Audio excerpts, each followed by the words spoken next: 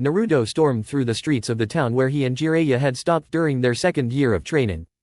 His anger boiled over, fueled by Jiraiya's repeated vanishing acts and his habit of draining Naruto's funds to chase after women. He knew the difference between legitimate intelligence gathering and indulging in personal vices. For nearly 2 years, his so-called mentor had done little more than flirt and waste time. Aside from a bit of taijutsu practice and failed attempts to control the Kyuubi's chakra, Naruto had learned almost nothing. Damn old pervert. I thought he'd actually teach me something useful this time. But no. He just throws me aside like Kakashi did and expects me to figure everything out. Naruto fumed, stomping toward the forest that bordered the town. Poor little brat, abandoned again by the pervert who barely trains you, the Kyuubi mocked, seizing the chance to stir Naruto's rage. You really have the worst luck when it comes to teachers. Tell me something I don't know. Naruto snapped internally, punching a nearby tree. The outburst caused a faint red chakra cloak to form around him. So, what's the plan? Throw a tantrum in the woods? Not that I mind, it lets me stretch a bit, the Kyuubi teased as the chakra intensified, forming a single tail. Yeah. I need to vent because I'm sick of being ignored. I'm tired of being tossed aside whenever it suits my so-called teachers. Naruto yelled, slashing through a tree with his clawed hand as a second tail emerged. The Kyuubi smirked, silently observing Naruto's rampage.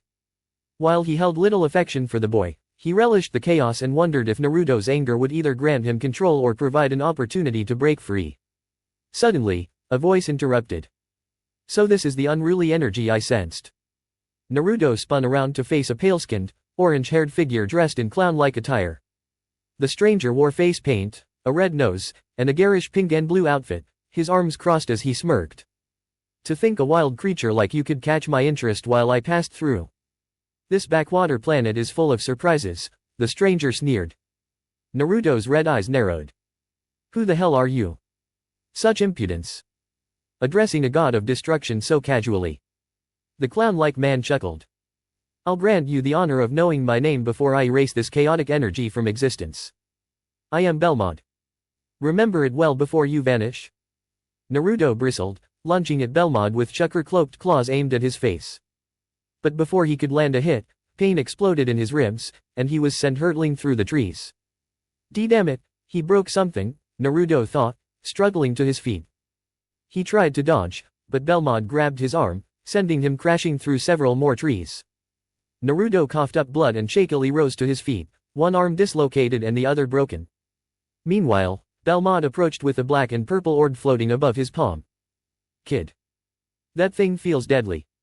Let me help, or we won't survive this. The Kyuubi shouted. Naruto grimaced but nodded as Belmod chuckled. You're even weaker than I expected.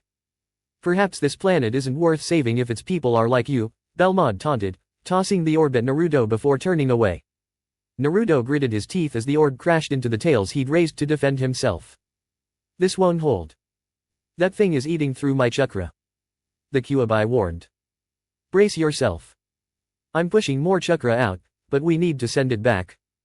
Naruto nodded, anchoring his fingers into the dirt as pain seared through his body. His vision blurred as a fourth tail formed, but his determination blazed. He refused to die like this. A single image entered his mind: Sakura. The thought of leaving her alone after losing Sasuke gave him the strength for one last push. Digging his fingers deeper into the earth, Naruto roared alongside the Kyuubi. Their combined power erupted in a shockwave, deflecting the orb and coating it in red chakra before sending it hurtling back at Belmod. Belmod, still walking away, turned too late to see the attack racing toward him. Belmod barely had time to respond, having let his guard down after assuming a single orb of annihilation would be sufficient. Before he could react, the orb pierced through him. Dropping to his knees, he felt the devastating energy rip through his body. Why you, damn brat? Belmod tried to shout, his voice strained as blood trickled from the hole in his chest. He feebly raised a trembling hand toward Naruto, who was barely hanging on to consciousness. But before Belmod could take any further action, his eyes dimmed, and his form dissolved into nothingness. That's what you get, you maniacal clown, Naruto muttered, letting out a weak laugh despite the sharp pain it caused him. His cloak of energy faded as exhaustion overtook him. Struggling to breathe, he silently hoped Jiraiya had noticed the surge of the Nine-Tails chakra. Well, A feminine voice echoed in front of him. Naruto strained to move, but his body refused. So Belmod has fallen at your hands? Overconfidence was always his weakness. Can't say I'm surprised he was always too full of himself, the voice continued. Moments later, the figure moved closer, stepping into his line of sight. The woman who appeared was breathtaking. From his position, he could make out her tall, graceful frame, light blue skin, and pristine white hair styled into two ponytails with delicate bangs resting on her forehead. Her piercing violet eyes studied him with interest as she knelt down to his level. She wore an elegant long-sleeved purple dress with puffed shoulders, complemented by a black cuirass featuring orange and white designs. A red sash wrapped around her waist, but what caught Naruto's attention was the thin, glowing blue ring floating around her neck and the ornate staff she carried. The staff held a black orb suspended in the middle of a gold-ringed frame. Who are you? Naruto managed to choke out, his voice laced with fear and confusion. If she knew Belmod, it might mean she was here to finish what the clown started or worse. Relax, there is no need for fear. I am Marcarita, your angel, she introduced herself with a warm smile that made Naruto's cheeks redden. She gently cupped his face, brushing her thumb along his cheek, deepening his blush. You are certainly different from Belmod, much more adorable, she teased. Before he could process her words, Naruto realized his pain was fading. Naruto, you are now my god, she added, making him freeze as he noticed his wounds were completely healed. What do you mean? And how did you heal me? He stammered, staring at his now fully restored body. Marcarita smiled reassuringly and helped him to his feet. By defeating a god of destruction, you inherit their mantle. The energy you reflected back at Belmod sealed his fate, making you the next god of destruction. This ensures that the Supreme Kai remains connected to existence and that I don't go dormant, she explained, though her words only left Naruto even more puzzled. Seeing his confusion, she giggled lightly. Don't worry. It will all make sense soon. For now, we must leave. The Grand Ruler is expecting us, and it's unwise to keep him waiting, she said, extending her hand. Naruto hesitated before slowly reaching out. Part of him felt he could trust her, but another part was still overwhelmed by what had just transpired. I say go with her, the Ninetales spoke in his mind. Her aura is calm yet powerful, and she's not deceiving you. If she can explain this god business, it's worth hearing her out. With a deep breath, Naruto nodded. All right, Marcarita. Lead the way, he said, taking her hand. She gave him a pleased smile before tapping her staff against the ground. In an instant, they vanished. Zeno's palace. When they reappeared, Naruto found himself in a dazzling room bathed in soft blue light. Planets floated in the distance outside the room, while grand pillars dotted the area. He immediately noticed 4 other figures present, 3 standing while 1 sat upon a floating throne. The first figure resembled Marcarita but was male and shorter. His white hair was slicked back, and a larger halo hovered above his head. He wore a dark green outfit with an orange triangle on the chest and a red sash featuring the kanji for great. The next 2 figures were tall with cyan-colored skin. They were clad in high-collared purple robes with gold trim, concealing most of their features except for their eyes. Beneath the robes, they wore gray clothing and gold boots. The final figure sat on the throne between the 2 towering beings. It was the most unusual, with an oval-shaped head and purple and teal skin. It wore a magenta robe trimmed with yellow and matching magenta shoes. Its shirt displayed the kanji for all twice. Marcarita stepped forward and bowed. Great Zeno, I have brought the one who defeated Belmod and restored him as you requested, she said respectfully. The small figure on the throne nodded, its gaze turning toward Naruto. This is purely a work of fiction. Any resemblance to actual events or people is purely coincidental. Please keep this in mind as you read to fully enjoy the story. Welcome, Naruto, to the palace of the Supreme King, Zeno. I am the Grand Minister. Please, step forward, the blue-skinned figure spoke as Naruto glanced at Marcarita, who gave him a reassuring nod and a gentle smile. You have been summoned here today due to your defeat of the god of destruction in your universe, the Grand Minister stated, causing Naruto to furrow his brows. So, am I in trouble for that? It was self-defense, Naruto quickly explained, only for the Grand Minister to chuckle and wave off his concern. Not at all.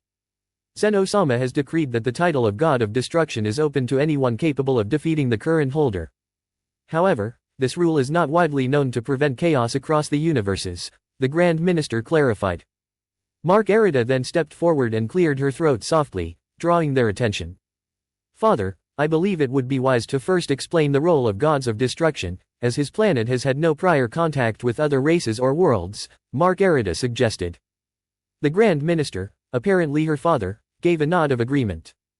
Ah, that would explain his confusion, he replied. Across the 12 universes, there exist beings called gods of destruction. These roles were created by Zeno-sama, the Supreme King and originator of all universes.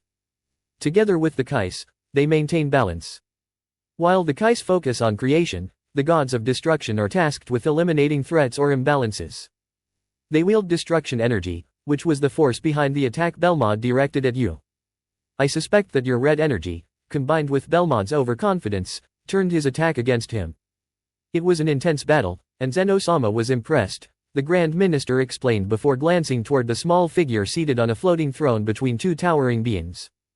So because I defeated him, I have to take his place? Naruto asked, watching Zeno nod before hopping down from the throne. Exactly. Plus, I thought you looked really cool with that red energy around you. If you managed to surprise Belmod, it'll be exciting to see how much stronger you can become with proper training, Zeno responded. Naruto nodded but frowned slightly, feeling overwhelmed by the situation. Are you sure someone as young as me is suited for this? I'm only 14, and I have something dangerous sealed inside me, Naruto said cautiously, causing Zeno to tilt his head in curiosity. I don't care about your age. And if the thing inside you is dangerous, I can erase it right now so you can take the role, Zeno replied, lifting his glowing hand, which made the creature inside Naruto stir nervously. However, Naruto quickly shook his head to stop Zeno. And no, it's not that dangerous. Honestly, if not for it, I wouldn't have survived that fight, Naruto explained, hearing a relieved sigh in his mind as Zeno lowered his hand. One last thing, can I still visit my home whenever I want? Naruto asked, earning a nod from Zeno.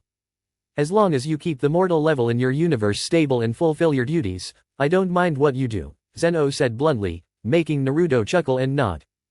Alright then, I guess I accept. Looks like you're my boss now, Zen-chan. I'll do my best, Naruto declared, extending his hand to the small Supreme King with a confident smile. Everyone in the room tensed momentarily before Zeno accepted the handshake. I hereby name you the God of Destruction for Universe 11, Zeno announced as his hand glowed. A brilliant light enveloped them both. Naruto gritted his teeth as immense energy surged through him. When the light faded, he noticed his attire had changed. He now wore an outfit resembling Belmod's but with noticeable differences. A black collar with gold trim rested on his shoulders, featuring a white and orange circle in the center. Beneath it was an orange, long-sleeved shirt. Gold bangles adorned his biceps and wrists, complementing his black pants. Unlike Belmod's bright colors, his outfit had a more subdued elegance. A thin black sash with white outlines and orange diamonds hung from his waist, and red fabric tied around his waist served as a belt. His feet were clad in tan, pointed boots secured by golden anklets. Inspecting his new attire, Naruto instinctively checked his chest, sighing in relief upon feeling Tsunade's necklace still hanging there. Good, at least I didn't lose this, he thought with a smile, recalling the importance of the gift. Congratulations, Naruto. Should you need guidance, Marcarita will be here to assist you, the Grand Minister said as Zeno returned to his floating throne. One more thing, what exactly does it mean to be an angel?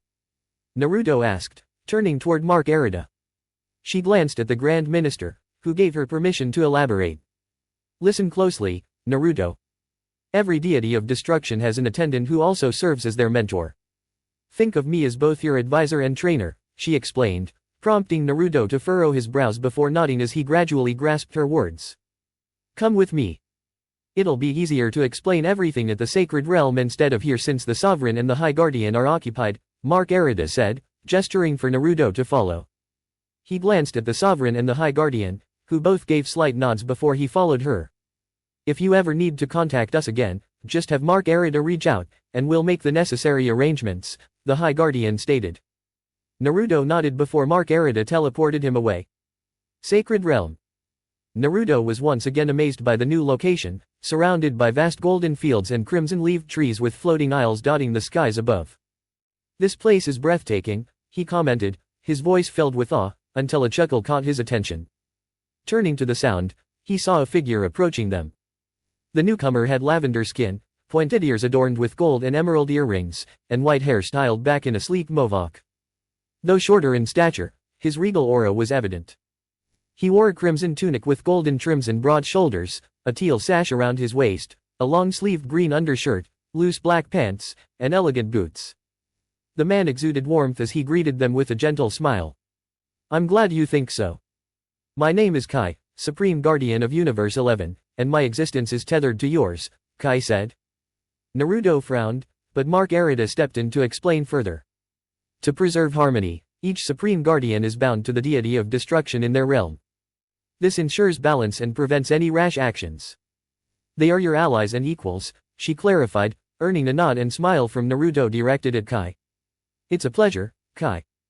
I look forward to working with you," Naruto said as they shook hands. "So, what's the first step to becoming a deity of destruction? Should we start training?"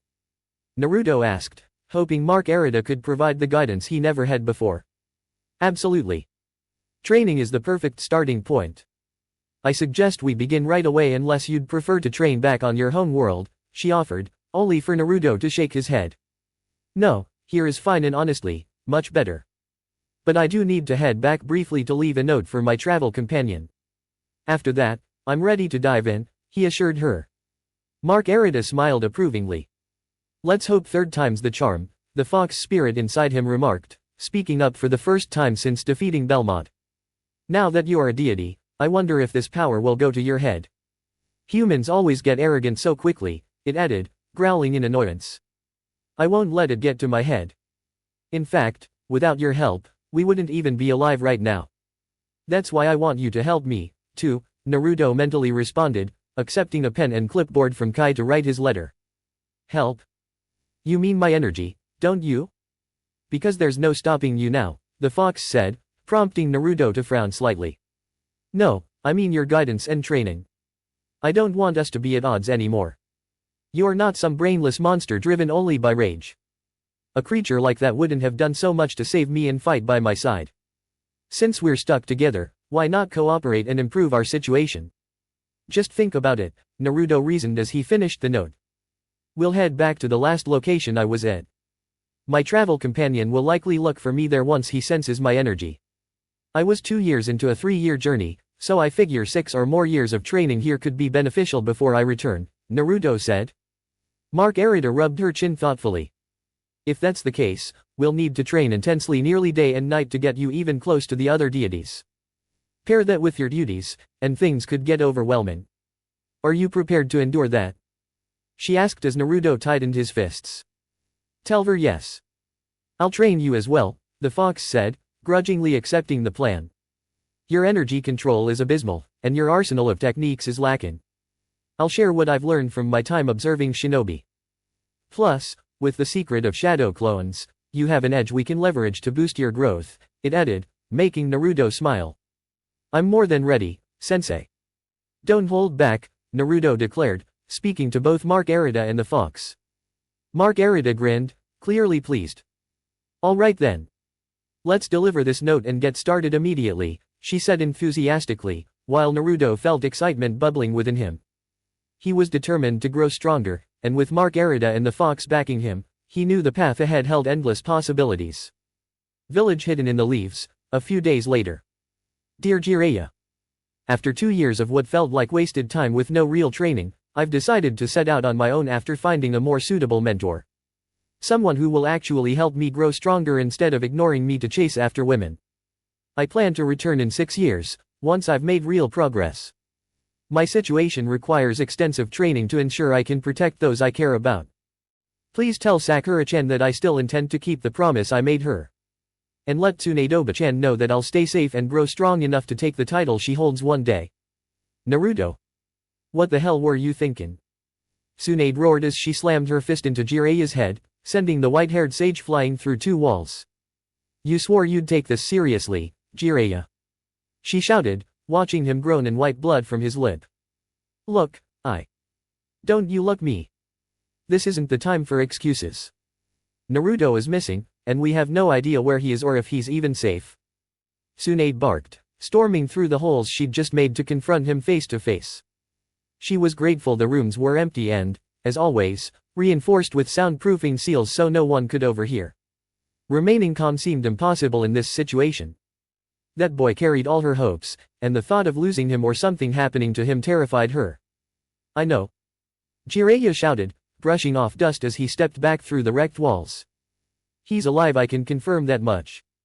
His name is still clear on the summoning contract with the Toads, but the elders can't reverse summon him, he said, unrolling the scroll to show his name was still intact. Tsunade felt some relief as she inspected the scroll. She returned to her office, placing it carefully on her desk, which somehow survived her earlier outburst. Why can't they reverse summon him? I thought summoners could be called back no matter the distance.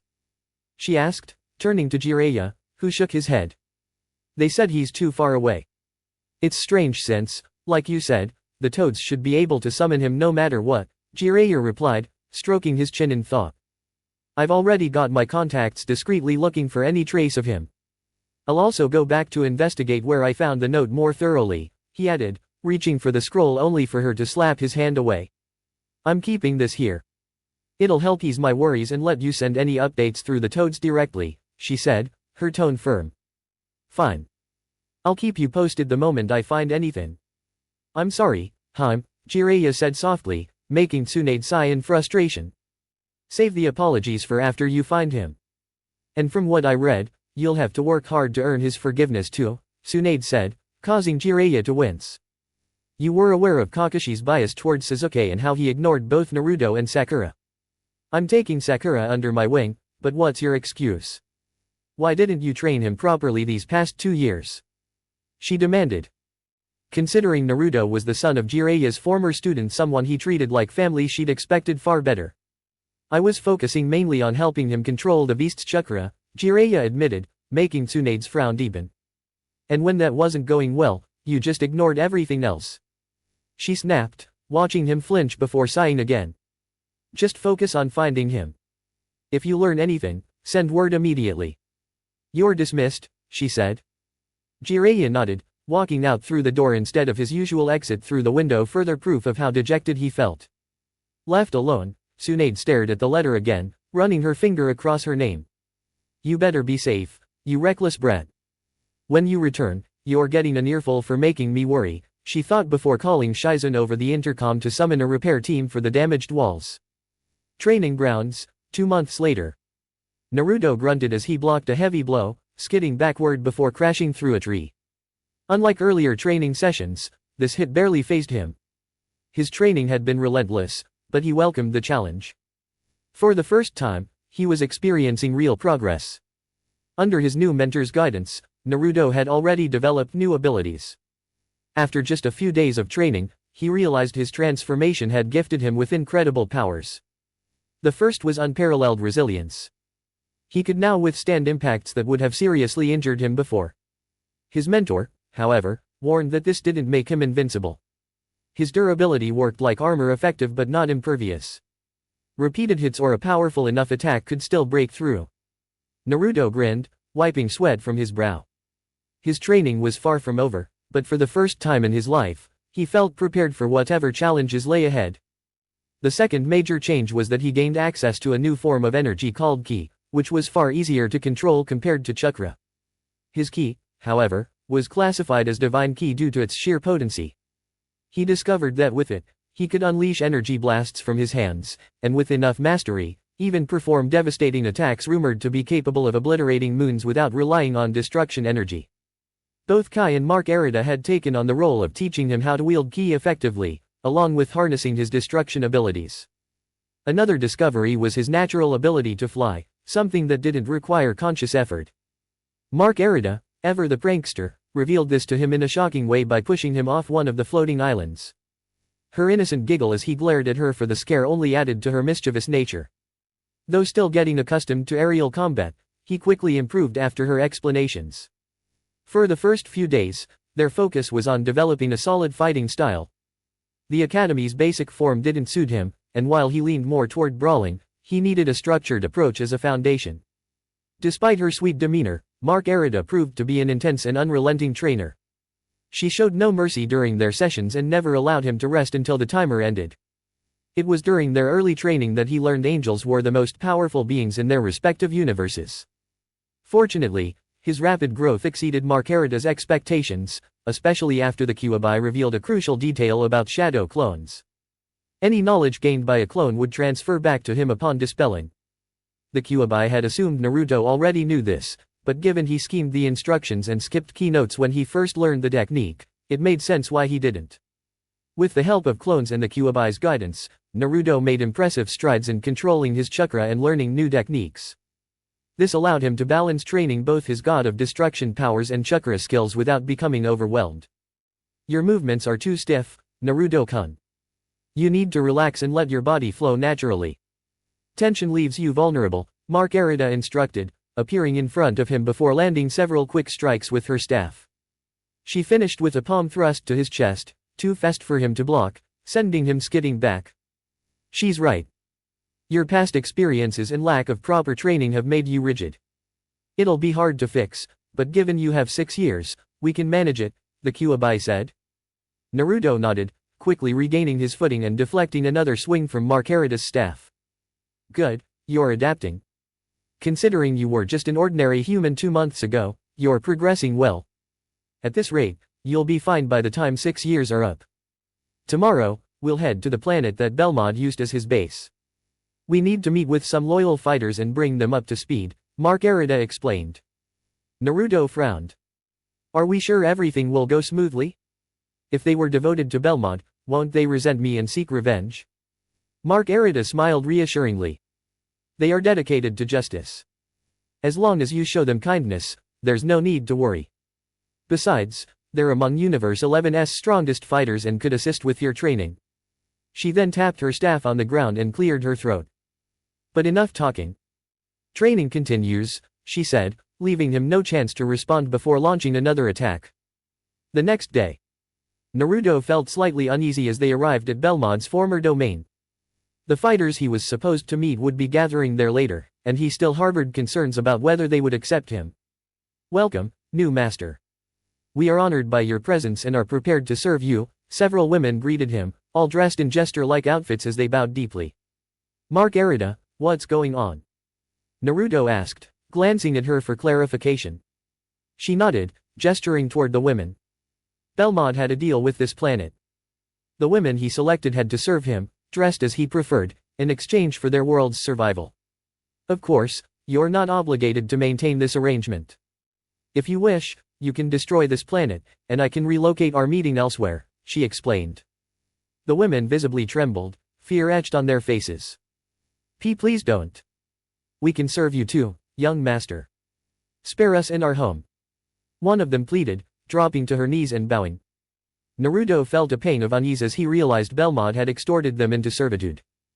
Please, stop bowing, he said softly, gently helping the woman to her feet. Her tearful face only deepened his resolve. I have no intention of destroying your planet, and you don't need to serve me or wear these outfits, he assured them with a warm smile. Really? One of the women whispered, hesitant to believe his words. Naruto nodded firmly. Yes, I promise and I never break my promises. The women broke down in tears, overwhelming him as they hugged and thanked him repeatedly. Naruto blushed deeply as they started planting kisses on his cheeks in gratitude. As they pulled apart and wiped away their tears, they, along with Marcarita from the sidelines, couldn't help but giggle at the sight of Naruto's dark crimson blush, his cheeks covered in black lipstick kiss marks. Thank you so much, young master. You are always welcome on this planet, and we will ensure your visits are full of joy, one of the girls said, clapping her hands happily as the others joined in a light giggle. Naruto cleared his throat, accepting a napkin from Marcarita to wipe off his cheeks.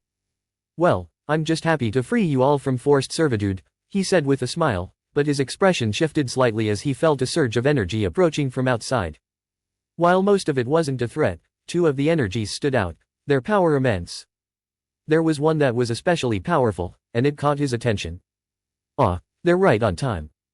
Come, Naruto-kun, the Pride Troopers are waiting, Marcarita said with a smile, guiding him as he composed himself and followed her outside. The first thing Naruto noticed, aside from the variety of alien races among them, was their distinctive uniforms. Each member wore a red and black spandex outfit, with the red portion shaped like a V, and complemented with white boots and gloves. "So, you're the new god of destruction? What should we call you?" one figure asked, stepping forward. The figure was massive, standing taller than the others, with tan skin, pointed ears, and a bald head. His most notable feature was the large white mustache that covered his mouth and his enormous hands. "I am Naruto Uzumaki, the new god of destruction. I came to this position after eliminating Belmod, who tried to kill me," Naruto replied, maintaining a calm demeanor despite the man's imposing size. "And why did you kill him?" the man asked, his tone sharp. Naruto took a deep breath, working to keep his composure, understanding that a fight here would be disastrous, especially with one of them radiating overwhelming power. "He threatened to destroy my planet and everyone I care about just because I was training in a forest," Naruto explained, holding steady eye contact with the tall figure. "It was an act of self-defense, not an attempt to take his position. I didn't even know what a god of destruction was until Zeno made me one after I defeated him. I killed Belmod to protect my planet and those close to me, and I don't regret it," Naruto added, his voice calm but firm. The man's mustache twitched slightly before he gave Naruto a hearty pat on the back. "Ah. I knew I sensed a righteous spirit in you. I feared our new boss might be a villain, but it looks like I was wrong," the large man said, his mustache twitching again, almost as if smiling. "I'm Tokpo, the leader of the Pride Troopers. Let me introduce you to the rest." Tokpo gently guided Naruto toward the others. "First, let me introduce my lieutenant and second in command, Jiren," Tokpo said, pointing to the stoic figure whose immense power was impossible to ignore. Jiren was slightly shorter than Tokpo but still imposing, with gray skin and a muscular build.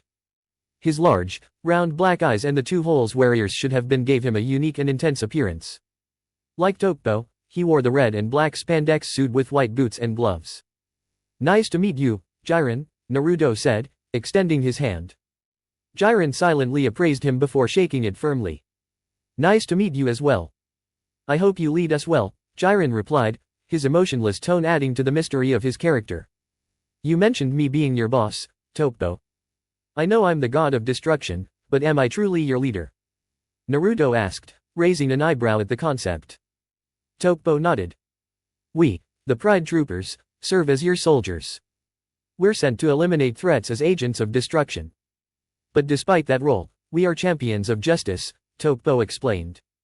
"The 10 of us are the core force, the strongest, though the other members are nearly as powerful as us, with the exception of Jiren and me." "I see. So, you're not planning on killing me or anything? I was worried you all might be fiercely loyal to Belmod and want to eliminate anyone who took his place," Naruto admitted, his voice tinged with caution. "We would have if you were evil at heart, but I don't sense any malice in you. Do you, Jiren?" Tokpo asked, turning to his second in command. Jiren silently shook his head. "He seems fine. We can learn more about him later," he said, and Tokpo nodded in agreement. "Yes, let's continue the introductions. We can sit down and talk afterwards," Tokpo said, smiling as he led Naruto further into the group. The next person introduced was Dispo, a purple humanoid cat with large ears but no tail. Unlike Jiren or Tokpo, Dispo was leaner and incredibly fast. After Dispo came Kazerol, a man who appeared human except for his robotic right eye. Kazerol was the one responsible for piloting the spaceship, and he was a skilled warrior and key master, holding a high rank in the Pride Troopers. Finally, there was Vaughn, a dark orange-skinned, tailless humanoid lizard. Vaughn specialized in using ki to capture villains, turning it into a whip-like weapon that could bind his enemies. Tupper was next, a muscular man with teal skin, dark blue hair, and a thick mustache and beard. His unique ability allowed him to manipulate his weight and petrify himself, making him a formidable close-quarters fighter, almost like a tank. Following him was Zoirei, who stood out due to his small stature, no taller than a few of the other Pride Troopers' knees. His purple skin, outward curving horns, and green eyes made him an unusual sight. Despite his size, he was known for his durability and speed in battle. Then came Kettle, who looked similar to a catfish with long whiskers and amphibian-like green skin. His large yellow eyes and the ability to overwhelm opponents with rapid barrages of ki orbs made him a dangerous adversary. Kunshi, the next Pride Trooper, was a short, blue-skinned ogre-like figure with purple spots on his head and pointed ears. He had the ability to create energy threads that either exploded on contact or could wrap around enemies, binding them with incredible strength. The final member was Konoha, the only female in the group. As she smiled at him, Naruto found her strikingly beautiful. She was human-like with light pink skin, long dark pink hair, pointed ears, and lime green eyes. Her smile, paired with soft blue lipstick, only added to her allure. Despite the strength she carried in her figure, Naruto couldn't help but look away, especially when Marcarita's laugh caught his attention. Koko's skills were focused on defense, where she could create powerful energy domes to protect herself or her allies. She could also form energy barriers around enemies, containing them for capture. That's quite a lot to take in, but I'm hoping we can work well together, Naruto said with a smile, prompting a chuckle from Tokpo, who gave him another friendly pat on the back. We certainly do, Lord Naruto. However, I hear you are focused on training. If you wish, we can assist you with that, Tokpo suggested, surprising Naruto a bit. Please, don't call me Lord, just Naruto is fine. Are you sure about this? Shouldn't you be focusing on other things, like keeping the peace, until I'm more prepared, he asked. Dispo stepped forward with a playful smirk. Helping you train is also helping keep things stable. The stronger you become, the more capable you'll be in your duties as a god of destruction, he explained, with Marcarita nodding in agreement. I agree, Marcarita added. The Pride Troopers can make a significant difference in your progress. That's actually part of why I brought them here, as I knew their help, especially with Jiren's strength, would speed up your training. Jiren is stronger than Belmod, after all, she said. Naruto considered her words, realizing she was right about Jiren's immense power. Things are definitely getting interesting for you, kid. I wonder just how strong you'll be by the time your self-imposed 6 years are up, the Kyuubi mused with a smirk as Naruto led the Pride Troopers inside to finalize their training plans. Naruto felt a sense of relief as he suggested a way to get to know the Pride Troopers, similar to how Kakashi had done when Team 7 was first formed. Each member had shared their likes, dislikes, and dreams for the future, which helped everyone understand each other better. Through this, Naruto learned a lot about his new teammates, how Jiren enjoyed balancing rocks and meditating, how Kokoha had a passion for chocolate, and how Tokpo couldn't stand it when people made fun of his mustache. All of them, however, shared a deep commitment to justice and a strong dislike for evil, something Naruto definitely respected. When it came to their dreams, they all had similar aspirations of maintaining peace in their universe, a goal that resonated with him since he longed for the same peace back home. So where do we begin with my training? Naruto asked, as Tokpo stroked his mustache thoughtfully. First, we need to assess your current abilities, Tokpo replied. I suggest a match with Jiren. That's a great idea. Jiren is the strongest among the Pride Troopers, even surpassing Belmod. Either he or Tokpo would be best for evaluating your skills, especially since Belmod had chosen Tokpo as his future successor, Marcarita added, catching Naruto's attention. Naruto's eyes widened in shock. Wait.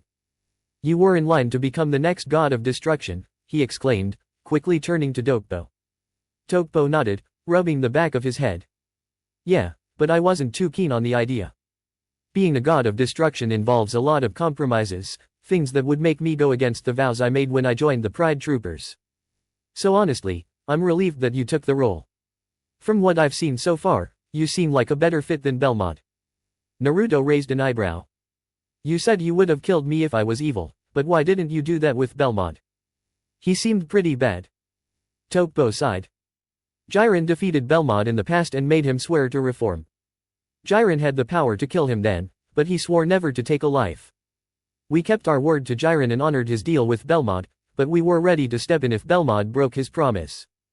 From what you've told us, it seems like Belmod may have already done so or is about to. Tokpo smiled at Naruto. Honestly, I'm glad things turned out the way they did. Not only has Belmod been removed, but our new god of destruction shares our dream of peace. That's why I'm excited to start your training. So, please, spar with Jiren so we can assess your current level.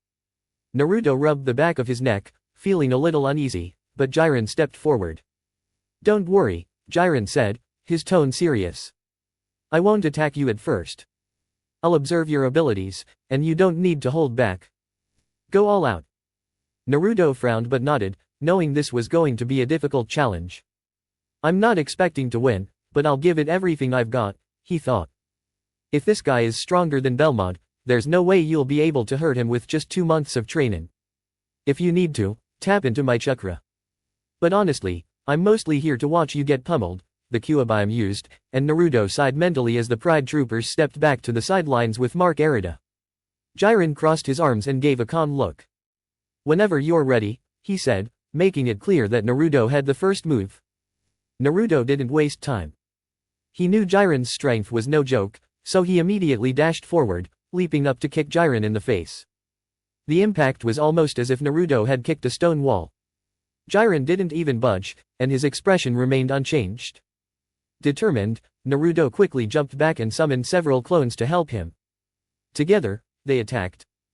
Let's see if I can at least get him airborne, Naruto thought, as 6 clones crouched before kicking at Jiren, sending him flying upwards. "Na!" Naruto shouted as he and the clones followed, kicking Jiren higher. "Are you?" he yelled as another set of kicks sent Jiren even further up. "2," he continued, adding another powerful kick before Naruto and a clone appeared above Jiren, each holding an Otama Raise-Non. "The Uzumaki full-force combo," he shouted as the 2 Raise-Nons collided with Jiren, sending him hurtling back down and creating a massive crater from the impact. As Naruto landed, he stayed on guard, watching the dust clear. He saw Jiren's outline rising from the crater. "For just 2 months of training, that was about the speed and strength I expected," Jiren said, dusting himself off. "But you're definitely holding back, so I'll need to see for myself." Before Naruto could react, Jiren appeared in front of him in the blink of an eye, his fist smashing into Naruto's gut with incredible force. Sent flying backwards from the blow, Naruto quickly regained his balance and, with the help of 2 clones, propelled himself back toward Jiren, determined to keep up the fight.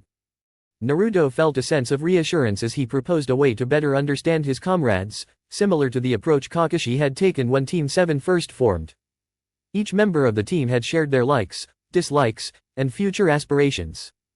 Naruto had learned plenty about his fellow Pride troopers, like how Jiren enjoyed balancing rocks and meditating, how Kokot had a soft spot for chocolate, and how Dokpo found it irritating when people made fun of his mustache.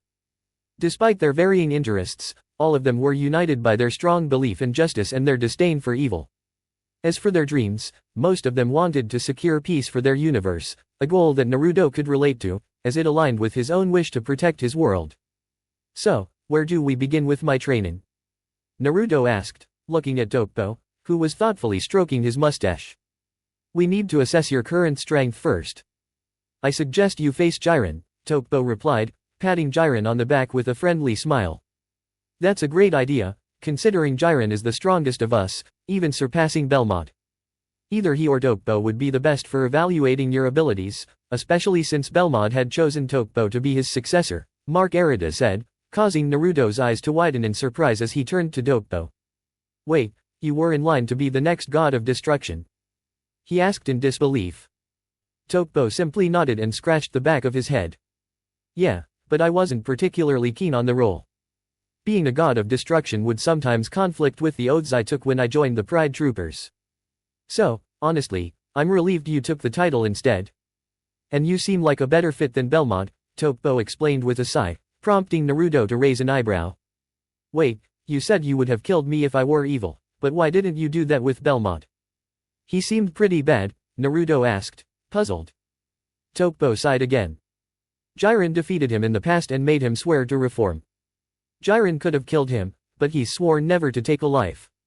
We honored Jiren's decision, but we were prepared to deal with Belmod if he ever broke his promise, which, from what you've told us, he might have already done," Dokpo said with a smile at Naruto. "Honestly, I'm happy things worked out the way they did. Not only did Belmod get removed, but our new god of destruction shares our goal of peace. That's why I'm excited to train you. So, please, spar with Jiren so we can assess your strength," Dokpo encouraged. Naruto rubbed the back of his neck nervously, but Jiren stepped forward, ready for the challenge. "Don't worry. I won't attack you initially while I assess your power. You can go all out," Jiren said, his tone serious. Naruto nodded hesitantly. "Okay, if you say so," he thought to himself. He wasn't expecting to land any significant hits, knowing Jiren's immense power. I'll give it everything I've got, he resolved. Without another word, Naruto dashed forward and attempted a powerful kick at Jiren's face. But as his foot made contact, Jiren didn't even flinch, maintaining his calm demeanor. That only fueled Naruto's determination. He quickly jumped back and summoned several clones to assist him in attacking. Let's see if I can get him airborne, Naruto thought as 6 clones crouched, then launched a series of kicks at Jiren. To his surprise, it was enough to send the massive fighter into the air. "Na!" Naruto shouted as he and the clones followed after Jiren. "Are you?" he continued, delivering another kick. "2!" he yelled, adding more force before he and another clone appeared above Jiren, each holding an Otama Raise-Non. "Uzumaki full force combo!" he yelled as they both slammed their Raise-Non into Jiren, sending him crashing to the ground in a massive explosion. Naruto landed and kept his guard up, watching Jiren emerge from the dust. "For 2 months of training, that was about what I expected," Jiren said, brushing off the dirt as if nothing had happened. "But I can tell you're holding back.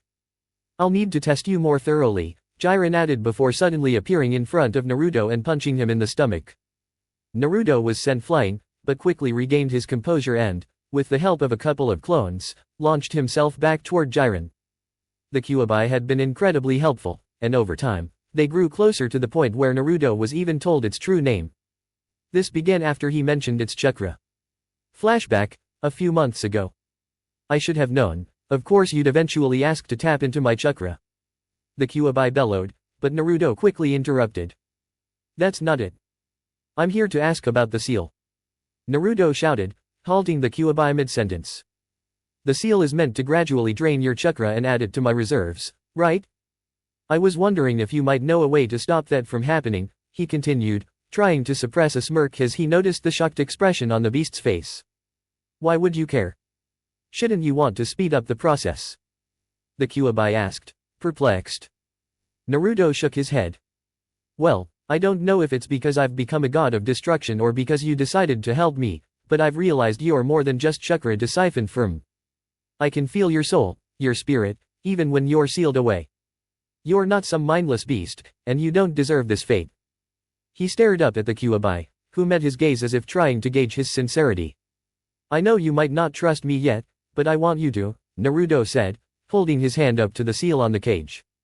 Focusing his energy, he channeled his destruction power into it. "Destruction!" he commanded, watching as the paper seal disintegrated, opening the cage. "I know you can't fully take control of me, so this might not do much. But I want to show you that I don't intend to keep you locked away," Naruto said, watching the Kyuubi, who was now staring down at him in surprise. "I won't keep you sealed up forever, Kurama.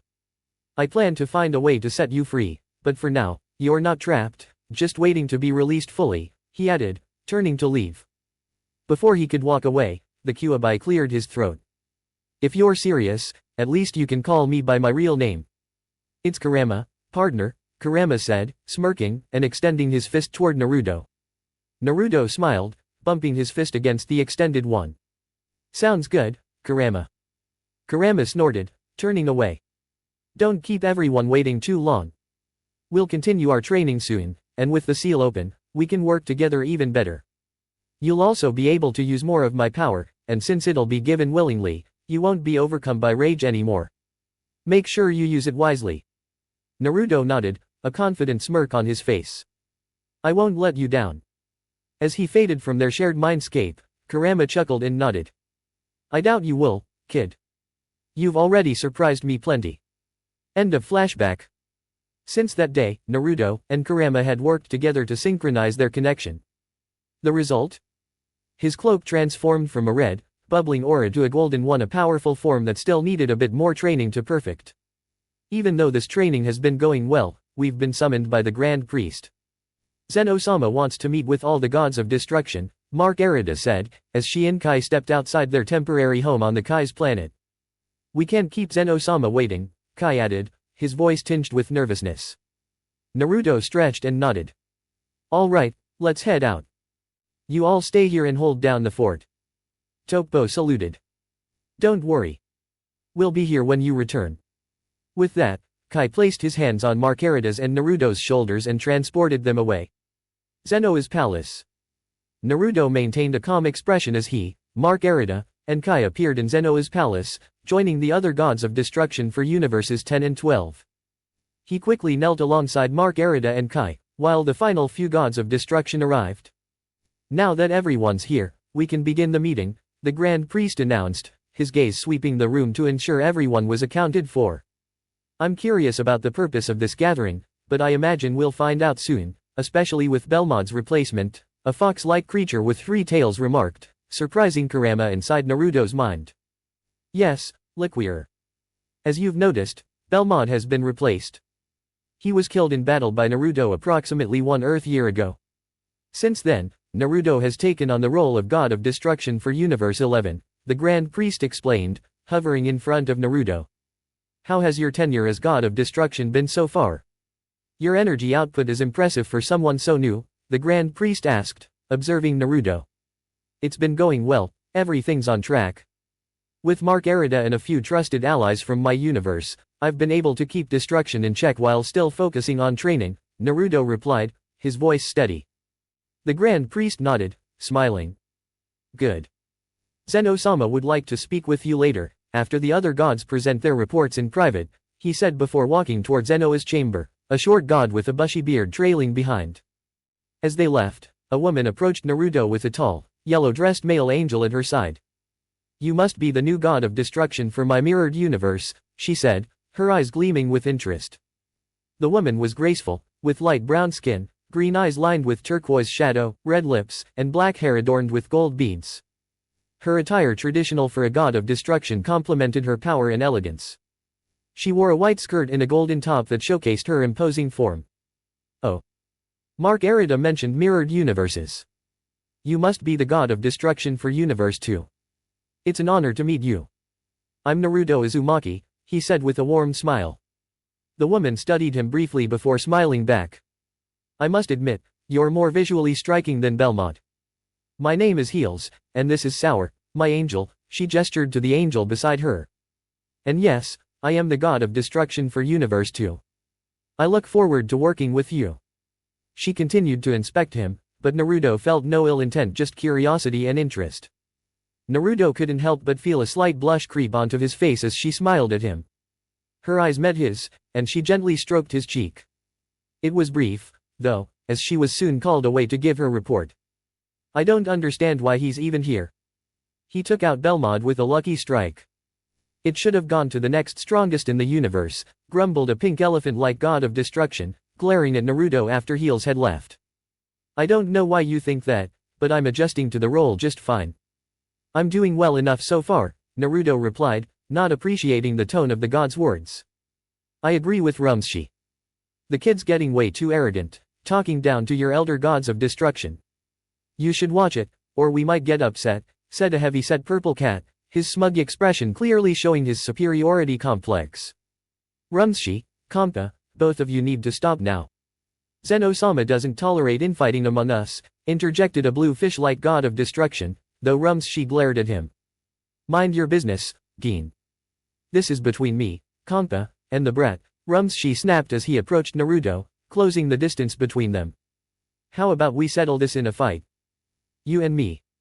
Teach you some manners, brat, he challenged, while Kampa, the plump cat, gave a cocky smirk and patted Rumshi on the shoulder. I want him to, Rumshi. This kid needs to learn some respect, Kampa added, his own eyes narrowing at Naruto. The young god of destruction's eyes flashed red for a moment before he calmed down. Really? A 2-on-1 fight doesn't sound too fair, considering you both have far more experience than me, Naruto remarked, already expecting this kind of arrogance from the more powerful gods. Who said it was going to be fair? Rumshi sneered. He stroked his trunk thoughtfully. But I suppose if we have to entice you, we'll bet our angels. Both of us, he offered, causing some of the other gods to look shocked. Wait, why do I have to wager my angel? Kampa stuttered, surprised by the proposal. Rumshi shot him an irritated look. It's not like they'll be in real danger. The kid's too weak to win anyway. Plus, if we get him to bet his angel too, it'll be more fun for us, Rumshi leered at Marcarita, licking his lips. Naruto's anger flared, and he was about to lash out, but Marcarita appeared beside him, gently stopping his fist before it could strike. "Do not let them provoke you, Naruto-kun," she said calmly, and he reluctantly relaxed his hand. "Fine. I'll agree to wager my angel if it means I can teach these fools a lesson," Kampa declared, with Rumshi flashing a smug grin. "Well? Do you accept our terms?" Rumshi pressed, staring down Naruto, who was clearly weighing his options. "Why should I? I don't care about putting anyone's life at stake, and I'm not interested in fighting either of you," Naruto said. Just then, Rumshi grabbed him by the collar. "Either you accept, or this becomes a lot more dangerous for your universe," Rumshi hissed in a low voice, his breath hot against Naruto's ear. The threat was clear, Rumshi could make things far worse for the worlds Naruto cared about. Naruto clenched his fists, barely holding back his anger. It was a hard choice, but he didn't want to risk innocents being harmed. "Accept, Naruto-kun," Marcarita urged, her voice calm yet firm. "Why?" Naruto whispered, clearly uncertain. "Because you can win," she said with a knowing smile. "You have something they don't." She pointed toward his core, her words carrying a weight of truth that made his eyes widen in realization. "I agree," Kurama's voice echoed in his mind. "Accept and show them what happens when they underestimate you. I'll back you up, and I won't let you lose." With a sigh, Naruto finally turned to face the two gods of destruction. "Fine. But I get 3 minutes to prepare," he said, and Rumshi waved him off impatiently. "Take all the time you want, brat," Rumshi taunted before a throat cleared nearby. Everyone turned to see the Grand Priest and Zeno standing nearby, their presence commanding attention. "What is this about a fight?" the Grand Priest inquired, his calm tone sending a chill through everyone. "The gods of destruction decided it would be worth wagering us to fight Naruto," explained a woman, a tall angel who stepped forward. She was taller than Marcarita, with long white hair tied in a high ponytail, and dressed in a green angel outfit. Her figure was impressive, with G-cup proportions and a curvaceous build, though still not quite as voluptuous as Marcarita. "Vivados. It was Rumshi's idea." Kampa stammered, clearly rattled by the angel's presence. "Yes, Rumshi proposed it and convinced Kampa to go along with it. He decided that wagering us was the only way to get Naruto to agree to a 2-on-1 match," explained another smaller angel, standing beside Vados. He couldn't help but feel his cheeks warm slightly as she gave him a soft smile, her eyes meeting his before she gently touched his cheek. The moment was brief, however, as she was called up to give her report. "I don't understand why he's even here. He got lucky with that shot against Belmod. It should go to the next strongest in the universe," a pink elephant-like god of destruction remarked with a scoff, glaring at him after Heels left. "I'm sorry you feel that way, but I'm handling my responsibilities well, and I think I'm doing quite well so far," Naruto replied, clearly displeased with how the god was speaking to him. "I agree with Rumshi. The brat is getting too cocky, talking down to us, the gods of destruction. He should be careful, we might just get annoyed," a rotund purple cat added with a smug grin, laughing arrogantly, clearly feeling superior. "Rumshi, Kampa, both of you need to stop this immediately. Zeno-sama doesn't approve of us bickering amongst ourselves," a blue fish-like god of destruction interjected, trying to mediate as Rumshi shot a venomous glare at him. "Quiet, Geen. This doesn't concern you, just me, Kampa, and the brat," Rumshi said, striding towards Naruto until they were nearly face to face. "How about we settle this with a fight? You and me, just to teach you some manners," he suggested, before Kampa, the large cat, slapped Rumshi on the shoulder and gave a cocky grin. "I want him to, Rumshi. That kid needs to show some respect," Kampa added, his expression filled with disdain as Naruto's eyes momentarily flashed red before he calmed himself. "Really? A 2-on-1 doesn't seem very fair, especially when you have more experience than me," Naruto responded, expecting this behavior from the gods. Power often inflated egos. "Who said it had to be fair?" Rumshi retorted with a smirk, his trunk rubbing his chin thoughtfully. "Although, if we need to sweeten the deal, I'll wager my angel. Kampa will too," he added, which caused a stir among the other gods. Wait, why do I have to wager my angel?" Kampa stammered, taken aback, while Rumshi shot him a glare. "It's not like they'll be in any real danger. The kid's too weak to win. Besides, with both of us betting our angels, it should be entertaining," Rumshi grinned, his eyes glinting as he leered over at Marcarita. Naruto was taken aback, but Marcarita appeared beside him just in time to prevent his fist from landing on Rumshi. Don't let him provoke you into striking first, Naruto-kun, she advised softly, which helped him relax. Fine. I'll wager my angel if it means teaching the brat a lesson, Kampa agreed reluctantly, while Rumshi shot him a confident grin. So, do you accept our terms? Rumshi pressed, his eyes narrowing on Naruto. Why should I? I'm not interested in putting anyone's life on the line for a fight, Naruto responded, but Rumshi grabbed him by the collar. You either accept, or things will get much worse for your universe, Rumshi whispered, causing a growl to rise in Naruto's throat as he realized the threat was very real. Although Rumshi might not start a rampage, Naruto knew he could secretly destroy entire planets without notice, and he wasn't willing to risk innocent lives in such a way. Accept, Naruto-kun, Marcarita suggested, causing Rumshi to release him. What? Why? Naruto asked quietly, but Marcarita merely smiled at him. Because I know you can win, she said confidently, her words reassuring him. You have something they don't, she added, pointing to his gut, which made Naruto's eyes widen in realization. I agree, Kurama chimed in. Accept the challenge and show them who's boss. I'll help you win. She trusts you enough to risk herself for you. Naruto grunted as he turned back to face the two gods. Fine. But I get 3 minutes to prepare, he demanded, and Rumshi waved him off. Fine, take all the time you need, brat, Rumshi said, but their attention was drawn to a sudden cough. The Grand Priest and Zeno stood nearby. What's all this about a match? The Grand Priest inquired, his calm voice sending shivers through the group. Our gods of destruction decided it was worth it to wager us against Naruto here, a tall angel, dressed in a green outfit, announced as she stepped forward. She was shorter than Veto's, with her hair styled in a single braid that draped over her shoulder. Her purple outfit was more streamlined compared to Veto's and Marcarita's, and her figure was petite, with a modest chest and small rear. Really, is this true, Rumshi? The Grand Priest asked, turning his gaze on Rumshi, who froze for a moment before nodding. I thought it would be a good experience for him, a chance to teach him some humility, Rumshi stammered, trying to justify his actions. Naruto didn't want to fight, but I encouraged him to accept because I believe he can win, Marcarita added, her voice calm but unwavering. The Grand Priest's gaze shifted to Naruto, who felt more at ease now. Let it happen, Zeno announced, surprising everyone around him. As long as it happens in the arena, I think it will be a good show, he added, and the Grand Priest nodded in agreement. Very well, everyone. To the arena.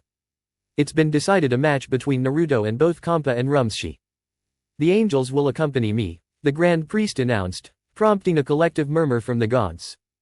Wait, I still need my 3 minutes. Can Marcarita stay with me for a while so I can consult her?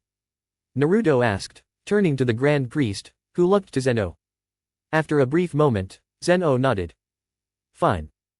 Marcarita will stay with you on your platform, but once the 3 minutes are up, she'll be transported to me, and you'll need to drop down into the arena, the Grand Priest clarified, and they were all teleported away. Naruto frowned as he stood on the large, rectangular arena below, observing the other gods and angels standing on floating platforms.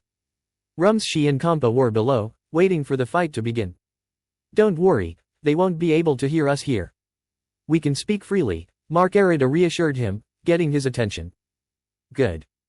Any advice on how to deal with them?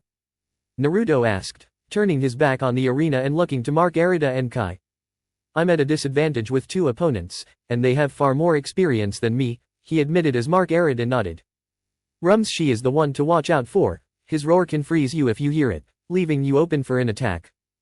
He's stronger than Kampa, who's rather average in comparison, Marcarita explained, and Naruto frowned, realizing the challenge he faced. Pierce your eardrums if he roars. I can heal them fast enough.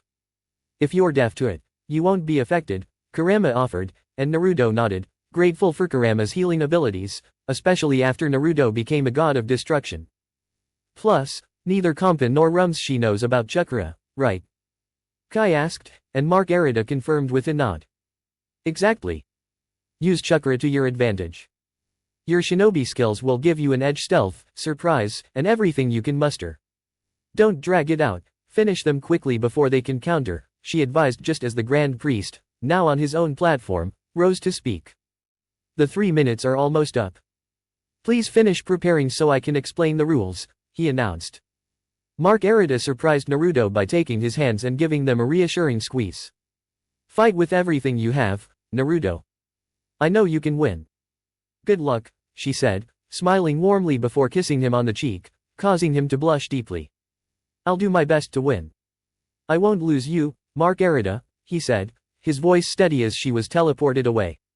Good luck, Naruto, Kai said with a smile as Naruto leaped off the platform, landing before Kampa and Rumshi. Let me explain the rules, the Grand Priest said as his platform descended slightly.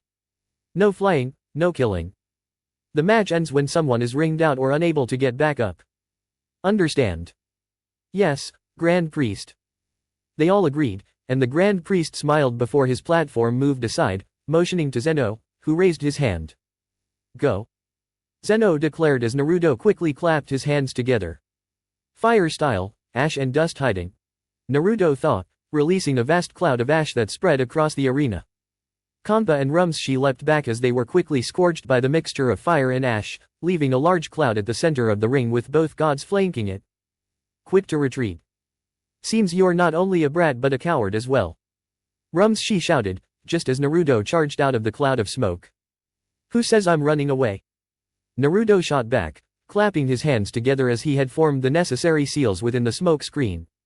He then took a deep breath and created a circle with his thumb and index finger, positioning it near his mouth. Water style, water trumpet, he thought, launching a high-pressure blast of water at Rumshi. Kampa frowned as he heard the sounds of battle coming from the cloud but quickly grinned. As Naruto emerged, Kampa yelled, Oh, so Rumshi gave you trouble, and now you're running to me? Big mistake. Kampa dashed toward Naruto. We'll see about that, Naruto retorted, smirking as he ducked under Kampa's incoming strike. Compared to Marcarita and the others, Kampa is slow. I should be fine, Naruto thought as he closed the distance between them, summoning a Raise-Non in his hand. I won't let you land that hit. Kampa yelled, leaping backward, but his eyes widened in surprise when Naruto swung his arm, sending the Raise-Non flying toward him attached to a clawed red energy arm. And I won't let you escape. Naruto shouted as the Raise-Non collided with Kampa's stomach. Raise-Non. He yelled as the powerful energy blasted Kampa, sending him spinning away from the impact. The onlookers exchanged confused glances. Am I seeing this correctly, Sidra? A yellow mouse asked, looking over at a red-bearded deity, who nodded in response. Yes, Quitella. There are two of them, one facing Rumshi, the other dealing with Kampa, Sidra said, surprised at the solid clone technique being used. It doesn't seem like his power is divided between the clones. Must be one of Naruto's abilities, the Grand Priest speculated, turning to the other angels. Those on Naruto's world have the ability to mold elements and use advanced techniques like creating solid clones. His abilities must be growing with each battle, he explained. Vados hummed thoughtfully, but the focus soon shifted back to the arena. Kampa gritted his teeth as he hit the ground, his stomach still aching from the blast. What was that? That hurt more than anything I've felt in a while. He groaned, just as he noticed Rumshi preparing for his next move. Enough. Rumshi shouted, taking a deep breath. Kampa's eyes widened as he quickly covered his ears, just before Rumshi unleashed a deafening roar. But Naruto was prepared. He quickly jammed his fingers into his ears, enduring the pain as his eardrums ruptured, only to heal instantly once the roar ceased. The pain was worth it as he leaped over Rumshi, sending a powerful ki blast into the back of his head, knocking him into the ground and carving a trench beneath him. The other Naruto took advantage of Kampa's momentary daze, kicking him into the air. Na! Naruto shouted as he sent Kampa upwards with a powerful kick. Are you? He continued, launching another kick that propelled Kampa even higher before using wind manipulation to push him up further. 2. He added, delivering another kick to send Kampa even higher, before completing the combo with a final heel drop to his face, sending him crashing back to the ground, creating a shockwave that cracked the arena's floor. Naruto had considered using his strongest combo, but he decided to save his full power Raise-Non as a finishing move and keep it hidden for now. Thankfully, the smoke had only obscured Rumshi and Kampa's vision of one another. This allowed Naruto to fight with his clones undetected, while Zeno had a clear view of the battle. I'm tired of this. You're going down, brat. Kampa roared, pulling himself out of the crater before charging at Naruto and launching a barrage of unpredictable blasts. Naruto raised his arms to block the incoming attacks just as Kampa started a rapid barrage of punches. He focused on dodging and blocking, avoiding getting overwhelmed by Kampa's fury. But then, without warning, Kampa grabbed his arms. "Enjoy your time in hell," Kampa yelled as he gathered destructive energy, preparing to unleash it directly at Naruto. The crowd watched, unsure which Naruto was the real one. Meanwhile, they noticed that Kampa had broken one of the match's rules, and tension filled the air. All eyes turned to Zeno, who appeared less than pleased. "Take that. That'll teach you to look down on me, brat," Kampa yelled before he suddenly froze, realizing the gravity of his actions. "And this will teach you not to underestimate me," Naruto retorted as he shot up from underground, right beneath Kampa. His hands were at his sides, palms facing upward. "Enjoy the blackout," Naruto said in a low tone as two Raise-Non formed in his hands, growing nearly 3 times their normal size. "Ultimate Raise-Non," Naruto shouted as he thrust the two orbs into Kampa, forcing them against him as they drilled deep before erupting in a massive explosion, sending Kampa rocketing backward and out of the ring, smashing through 4 floating pillars. Kampa has been knocked out of the ring and is unable to continue. Only Naruto and Rumsshi remain in the fight, the Grand Priest announced, prompting Rumsshi to widen his eyes momentarily. He then saw another Naruto walking toward him. "You can clone yourself?" Rumsshi asked, sighing as he buried his face in his palm. "Of course, you can. Why else wouldn't Kampa be here helping me?" Rumsshi muttered, glaring between the two Narutos. "You two aren't the real one, are you?" he asked, and both Narutos shook their heads before pointing to the ash cloud and dispelling in a puff of smoke. "You know, clones that are tough and don't vanish after one hit are extremely helpful for keeping your focus divided," Naruto said, grinning. "Now that I've got the chance, I'll show you something new." The ash cloud cleared, revealing a new, powerful version of Naruto. Everyone watched in curiosity as, due to the chakra in the cloud, they hadn't been able to sense him earlier, but once the cloud dispersed, they felt the immense surge of his power. "Is this a new form of his?" Vados asked, turning to Marcarita, who nodded in confirmation. "It's a recent transformation of his, still unstable, but I believe it's strong enough to take down Rumsshi," Marcarita explained, as everyone turned their attention to Naruto's new form. Naruto now radiated a soft orange glow, with black Megatama replacing the markings on his collar and banner. His whiskers had thickened, and his pupils had become slits, resembling those of a fox or cat. His hair had spiked up more, giving him an appearance similar to having 2 horns. The most intriguing part for the gods was the black, solid yet liquid-looking orb floating in Naruto's hand. "I realized a while back that key users can't sense chakra since they don't have it," Naruto explained, his confidence growing. "This, combined with my shinobi training, helped me stay hidden long enough to get this form ready. Now that I'm in it, I can finish this." In a flash, Naruto dashed toward Rumsshi, disappearing and reappearing in front of him with such speed that many gods in the audience were taken aback. They weren't expecting this level of agility from someone who had only been a god for a single Earth year. "This is our one shot at using the Baijuadama," Kurama roared. "It would take too long to form another, so give it everything you've got." Naruto nodded, aiming the orb at Rumsshi, who didn't have time to react before the massive blast collided with him. "Baijuadama!" Naruto cried as the orb exploded into a beam, blasting Rumsshi back and continuing to grow in size until he crashed into the barrier surrounding the arena. Once he was sure the fight was over, Naruto cut off the Baijuadama, panting slightly as he dropped out of his glowing form. The transformation was taxing, and the Baijuadama required a lot of energy to maintain, so he still hadn't perfected it. Rumsshi is eliminated by both knockout and ring out. The winner is Naruto, the Grand Priest announced as his platform, along with the others, lowered. Marcarita smiled and walked over to Naruto, clearly pleased with his victory. The Grand Priest's smile faded as he snapped his fingers, summoning both the unconscious Kampa and Rumsshi back to the arena. He then turned to the 2 angels. "Vados, please heal your gods so Zeno-sama may have a word with them," he said, his tone sending a chill down Naruto's spine. The angels complied, healing their gods, who regained consciousness just as the Grand Priest addressed them.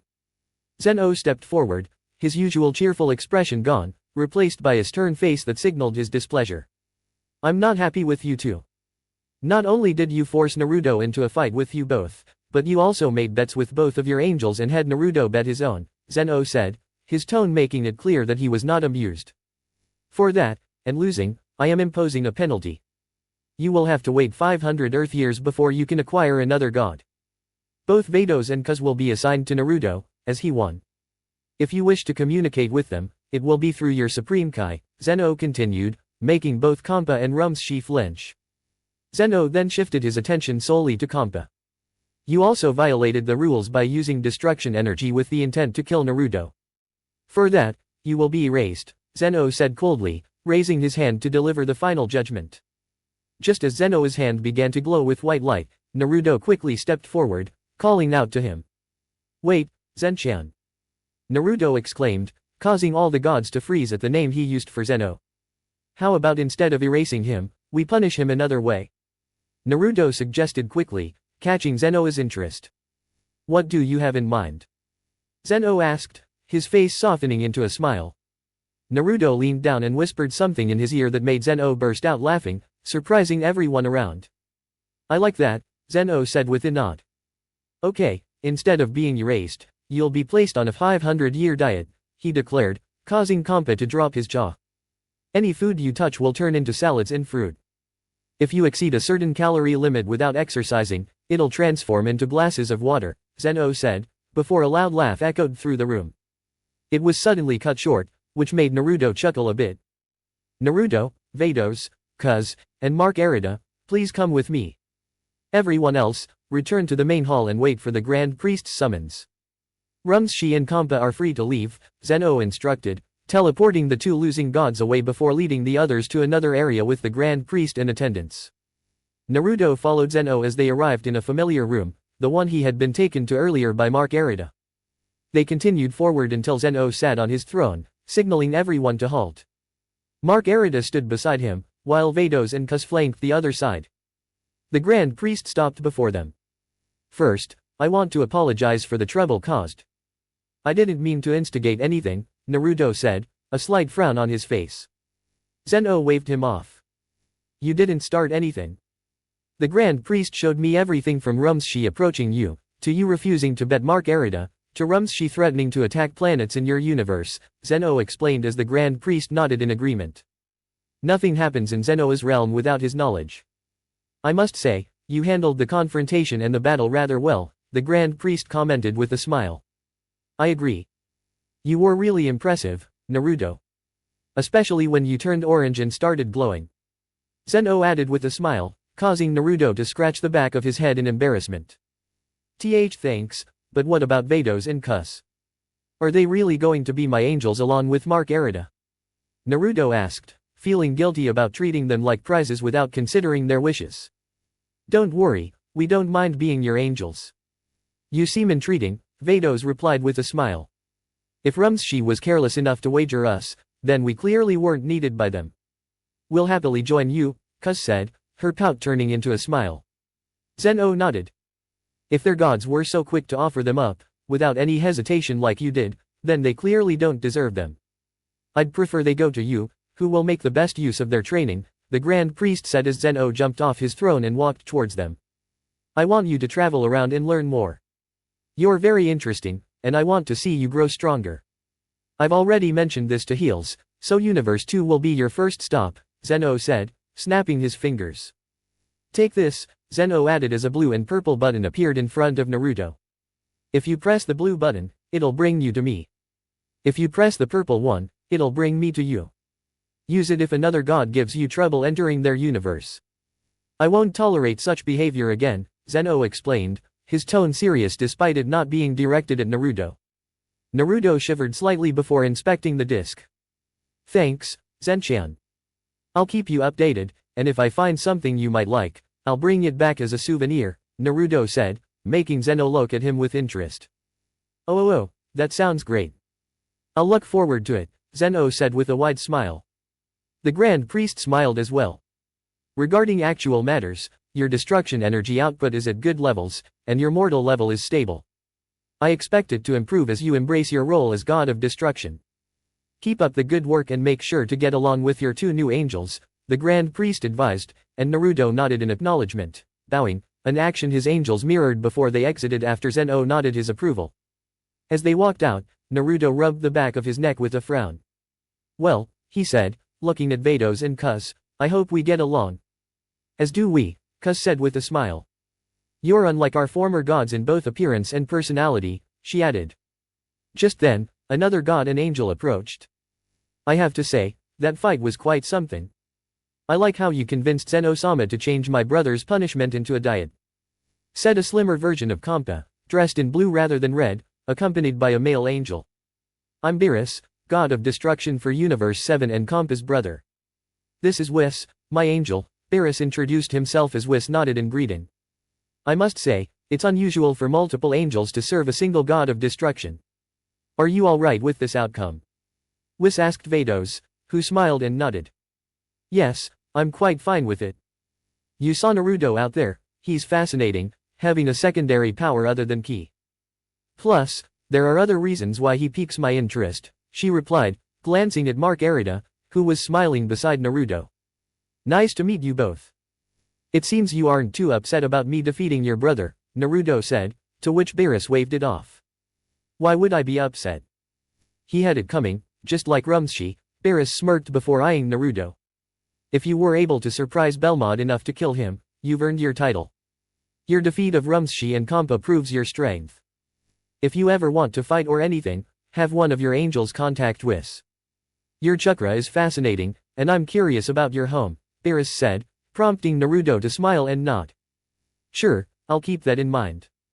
Zeno wants me to travel and visit different universes, so I don't mind, Naruto said, making Beerus nod.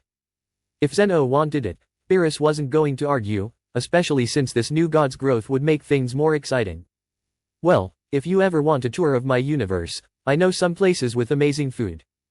Maybe you can show me some of your universe's food in return, Beerus suggested, causing Naruto to become curious. While on the Kai's planet, they could replicate his home's food, but Marcarita had banned him from ramen. That sounds interesting. I've been curious about food from other planets. I'll contact you when I have some time, Naruto agreed before Whis' staff chimed, signaling that it was time for them to go. Well, until then, Beerus said with a nod as they parted ways. Ah, it's good to see you both haven't left yet, Heels remarked as Naruto turned and saw her approaching with a warm smile. Zeno-sama mentioned that he wanted you to travel across various universes to grow stronger, and he suggested mine be your first stop. I'm quite excited to show you the wonders of my world, she said, crossing her arms beneath her chest. Naruto smiled in return. I look forward to the tour. I hope it won't be too much trouble, he said, making her laugh softly as she waved off his concern before gently cupping his cheek. Don't worry, sharing beauty with others is always an enjoyable task. I'll have Sour reach out to one of your angels to arrange the best time for my arrival, Heels explained. Naruto nodded, a light blush creeping onto his face, before she released his cheek and walked away with her angel, her hips swaying subtly as she left. Soon after, Kai teleported them away, but not before she glanced back and waved at him. We should head out as well, you still have training ahead of you today, Marcarita said, pulling him out of his thoughts about Heels. Kai returned to them after Marcarita waved him over. How's his training going so far? Vados asked, her curiosity piqued about how he was progressing to a level where he could go up against two gods of destruction. While she knew a lot of it was based on his chakra and shinobi skills, something told her that those alone couldn't account for his impressive strength and speed during his previous encounter. He's been training non-stop since he became a god of destruction. We have a 6-year window before he plans to return home, and I want him much stronger by then, Marcarita replied. His clones and other teachers have been invaluable in his progress. Cuz clapped her hands excitedly. Sounds like he's very dedicated. I look forward to training him alongside Vados, she said. Yes, training will certainly be interesting. However, Cuz and I will need to assess his strength first to determine how much further he needs to go, Vados remarked, and Marcarita nodded in agreement. Naruto paled slightly as he remembered just how intense Marcarita's strength gauging could be. Well, let's get going, Kai said, placing a hand on Naruto's back and transporting them home. Kai planet. Naruto was relieved to be back, still feeling the effects of his battle with Kampa and Rumshi. However, he knew he couldn't afford to rest yet. Ah, Good to see you've returned, and with a few extra guests, it seems, Tokpo said with a raised brow. Naruto chuckled and began explaining the situation to him and the Pride troopers who were present. I had no idea meetings between the gods of destruction were like that, Tokpo remarked, arms crossed. Usually, they're not, but there are exceptions. Zeno-sama forbids any fighting between gods unless it's part of an arranged match or a training spar without ill intent, Vados explained. Normally, if gods had conflicts, they just ignored one another or acted rudely. In fact, even after Beerus ruined the all-universe hide-and-seek tournament, no gods attacked him, they simply held grudges. That was the first fight between gods of destruction in hundreds of years, Kuz added. It's also the first time multiple angels have been assigned to one god. I'm curious to see where things go from here.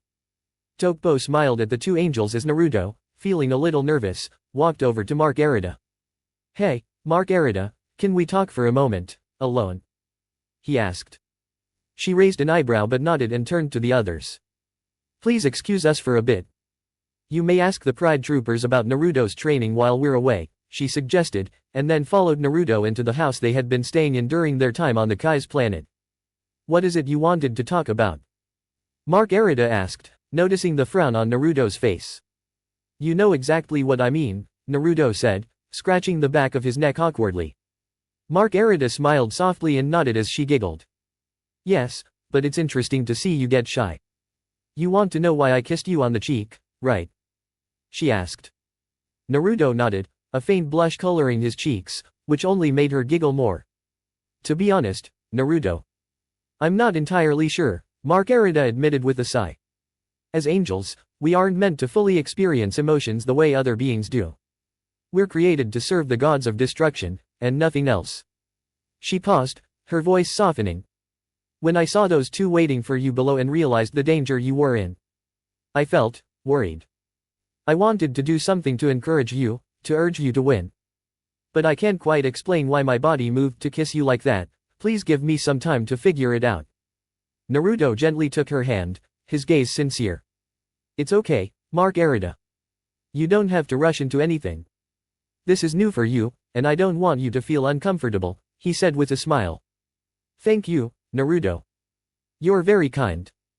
I'm grateful to be your angel, she said, offering him a warm, genuine smile that made his cheeks redden a little. He nodded, clearing his throat to change the subject. We should get back to the others.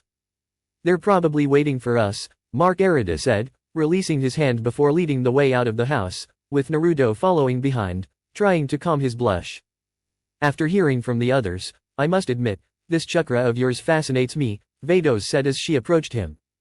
He is the energy of the universe, and now that you have access to it, it seems chakra is still present inside you. I'd like to understand this better before Kuz and I begin your training, she added, with Kuz nodding beside her. If we're going to be your angels and train you, we need to know what we're working with, Kuz said.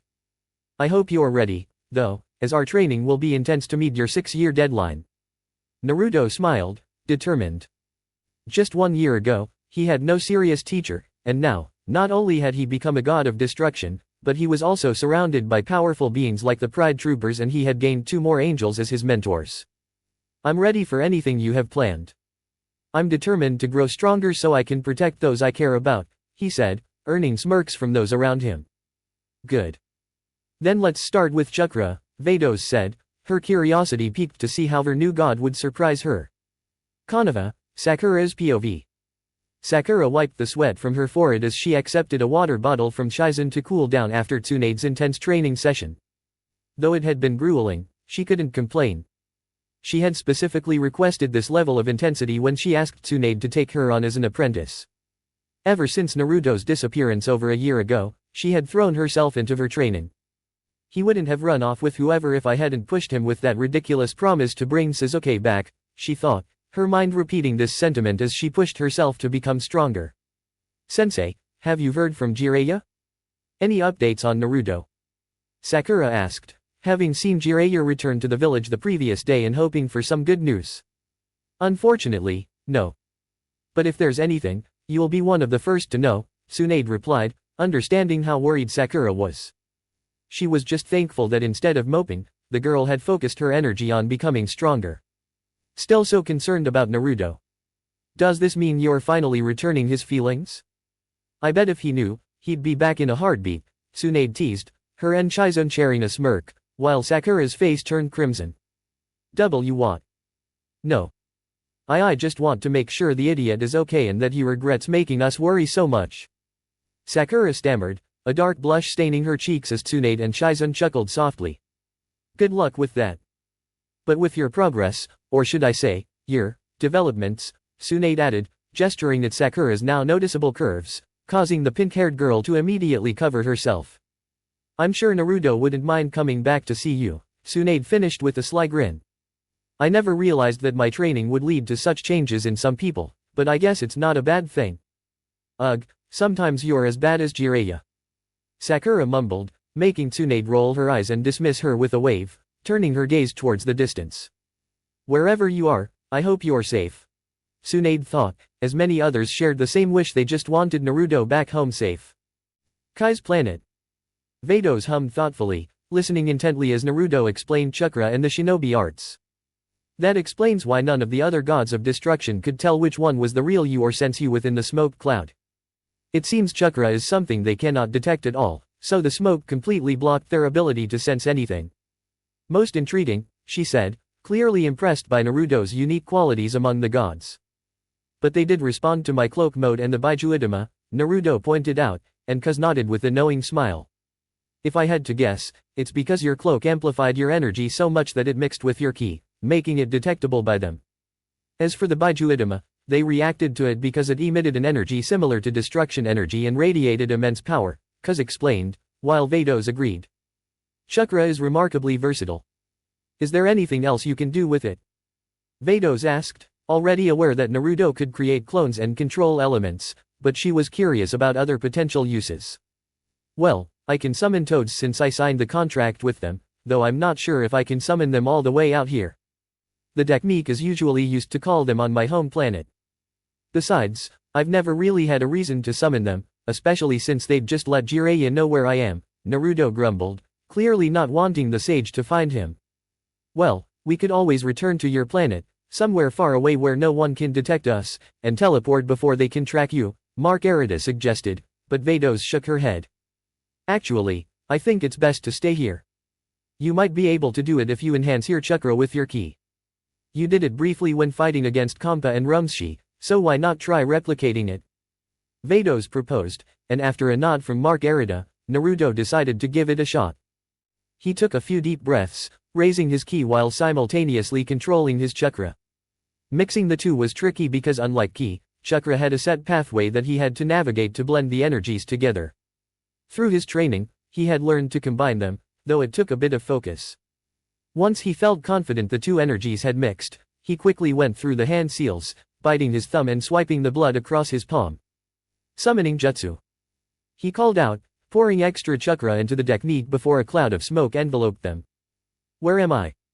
A familiar voice asked as Naruto cleared the smoke, revealing a much larger Gamekaki sitting in front of them. Whoa, Gamekaki. You've grown a lot.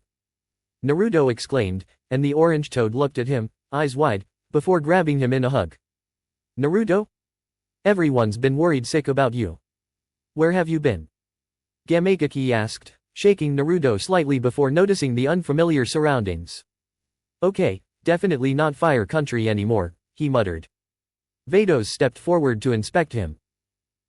A sentient creature that hasn't evolved into a human-like form, like most beings in the universe do in one way or another. How fascinating, Vados commented, making Gamekaki give her a confused look. Hey, boss, who's the beautiful lady? Is she yours? What happened to your promise with that pink-haired girl? Gamekaki asked, causing Naruto to blush while Vados, as well as the others, chuckled softly. I'm Vados, one of Naruto's 3 attendants, as an angel, she said, gesturing to Kaz and Marcarita, who also smiled at Gamekaki. It's a pleasure to meet you, she added, and Gamekaki nodded before turning back to Naruto with a shake of his head. Forget about the beautiful ladies for now. You need to come back. Jiraiya is looking for you everywhere, and Tsunade and the pink-haired girl are really worried about you. Especially the girl. She blames herself for your disappearance, he said, making Naruto clench his fist, frowning, before shaking his head with determination. No. I only summoned you to check if I could do it from here, and because you all can't reverse summon me. Jiraiya abandoned me for most of the 3 years we were supposed to train together. He hardly taught me anything, so when I had the chance to be taught by people like those around me, I'm not going back until I finish the 6 years I've set for myself, Naruto stated, with Gamekaki frowning. Looking around, he noticed not only the angels but also the Pride troopers, who had come to see what was happening but remained quiet. Wow, you've got quite the entourage, Gamekaki muttered before thinking for a moment. Fine. But summon the elders and tell them. They're the ones in charge, even over my pops. They might help you train and teach you Sage Mode after hearing about how Jiraiya messed up, he added, which piqued Naruto's curiosity. How do I summon them? Naruto asked, eager to learn about this Sage Mode if the Toad Elders knew about it and could teach it to him. Pour more chakra into the summoning than you did for my pops. Don't worry, they're not as huge as him, so you'll be fine. I'll let them know you're coming, Gamekaki said before dispelling, leaving Naruto to look to his angels after he sighed. Well? Should I summon them? Naruto asked, unsure of what to do, as his main reason for summoning before was just to show Vados the Toads and to test his abilities. I think it would be wise, Tokpo said, offering his perspective. It might also ease the worries of your friends back home if they hear from you. Marcarita smiled and nodded in agreement. If this Sage Mode can help you, then I see no harm in you taking time to learn it, depending on how long it takes, Marcarita added. Naruto nodded, intrigued by the idea of learning this Sage Mode.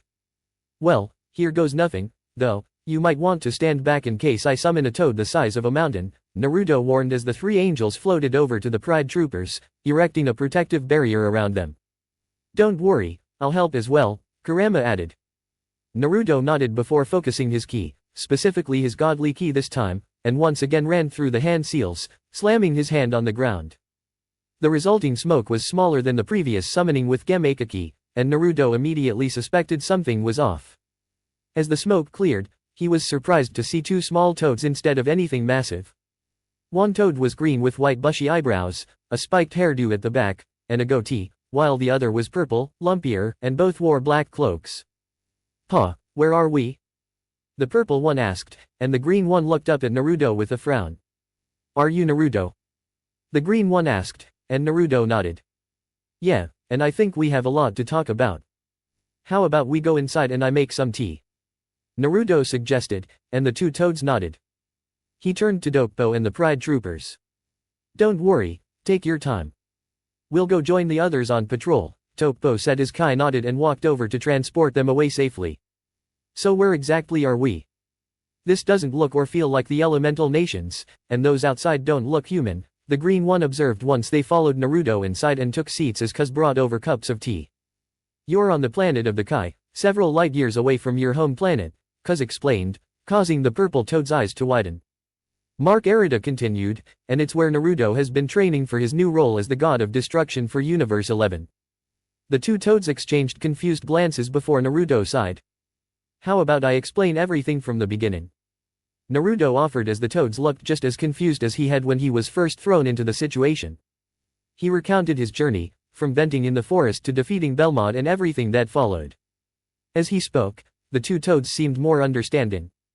Fyokazaku, the green one, frowned at Jiraiya's neglect, while Shima, the purple one, was upset at being abandoned like that. Jiraiya's going to get an earful from me when I get back. He should have told us how badly he neglected your training, Fyokazaku muttered, glaring at the thought of Jiraiya before sighing and turning back to the group.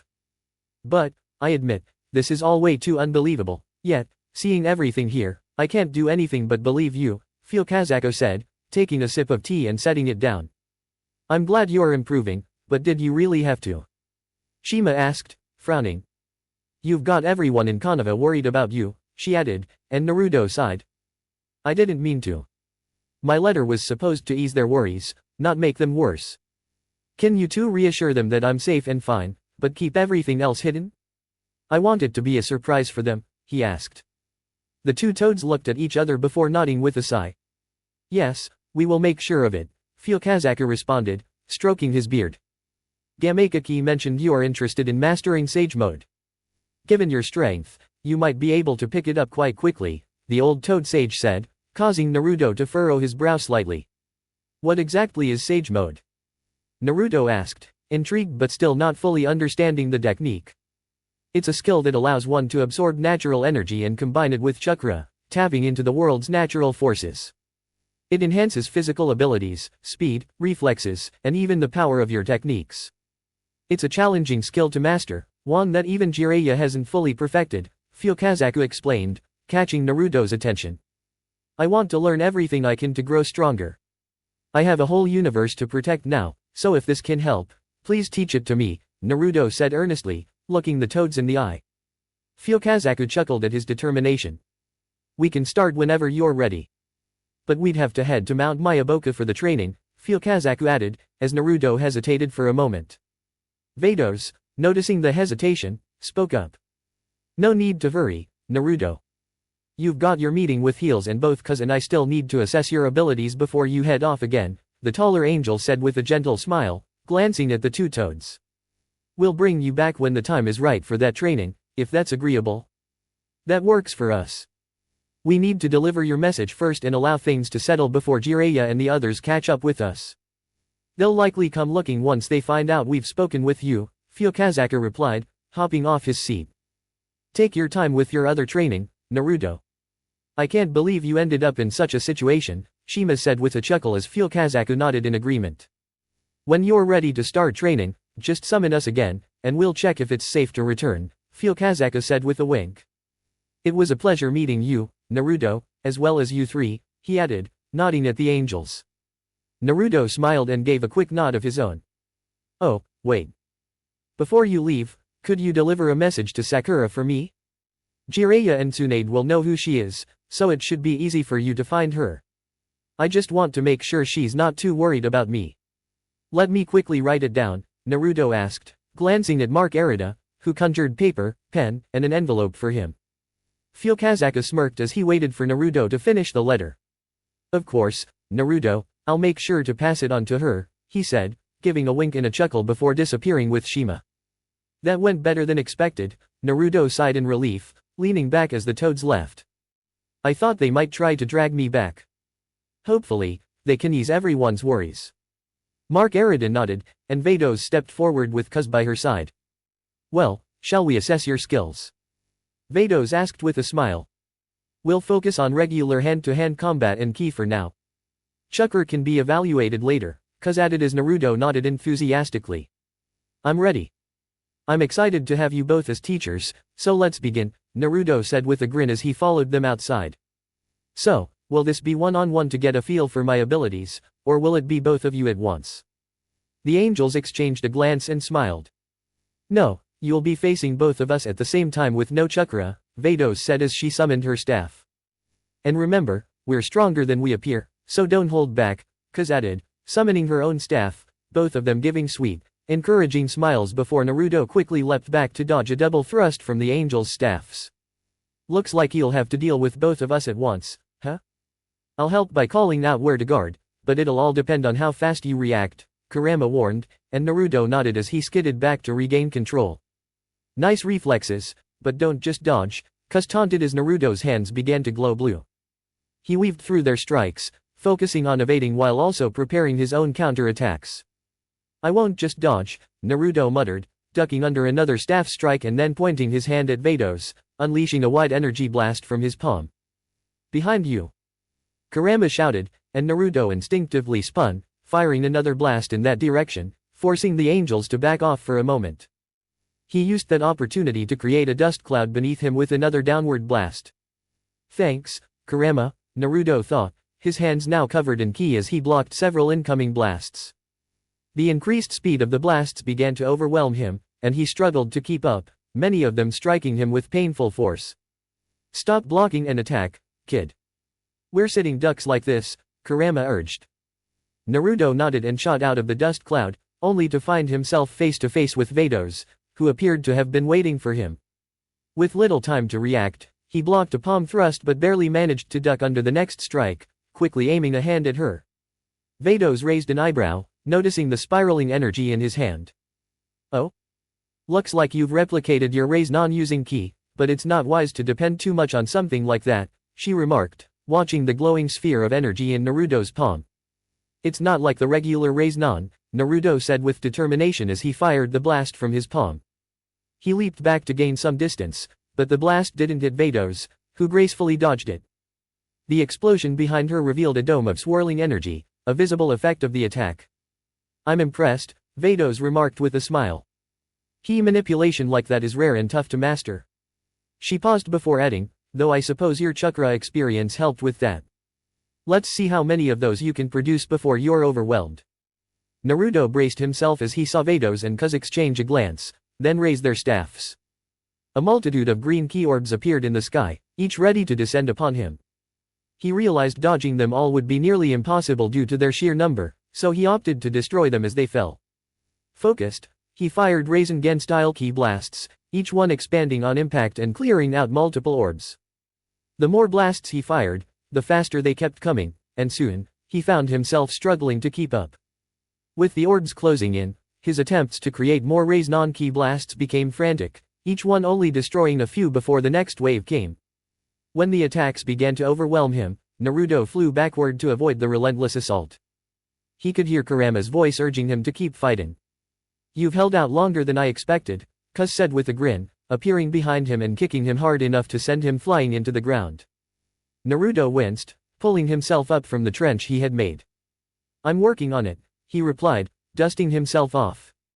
But before he could react, the two angels raised their staffs again. This time, a single massive ki orb began to form above them. Vados turned to him, her smile unwavering. Now, let's test your power. Push it back if you can. This will test your limits, so give it your all, Kuz added, her sweet smile belying the intensity of the situation. Naruto nodded to Kurama, who warned, this is going to be rough, kid, but you've got this. Just pour everything into it. With a deep breath, Naruto placed his hands together, forming a C. Ki began to swirl between his palms, building into a massive orb. He focused, watching as the energy condensed and compressed, shaping into a sphere that spun with increasing force. I'm giving it everything I've got. Naruto shouted, aiming the swirling ki at the massive orb above. R.A. Senator. Ha. The beam shot forward with explosive power, cracking the ground beneath him as it collided with the descending orb. Vados and Kuz observed, their eyes widening as the beam fought against the orb, slowly pushing it back. But it wasn't enough. The struggle continued, Naruto pouring more energy into the attack until the beam began to spin like a drill, picking up speed with every second. I call this the Raisen-Ha, Naruto grunted, struggling with the energy as it drilled through the massive orb. It's like a Raise-Non, it spins, drills, and pierces just like it does. The beam spun faster, the ki growing more focused. Finally, with one last push, Naruto pierced through the orb, causing it to explode in a burst of energy.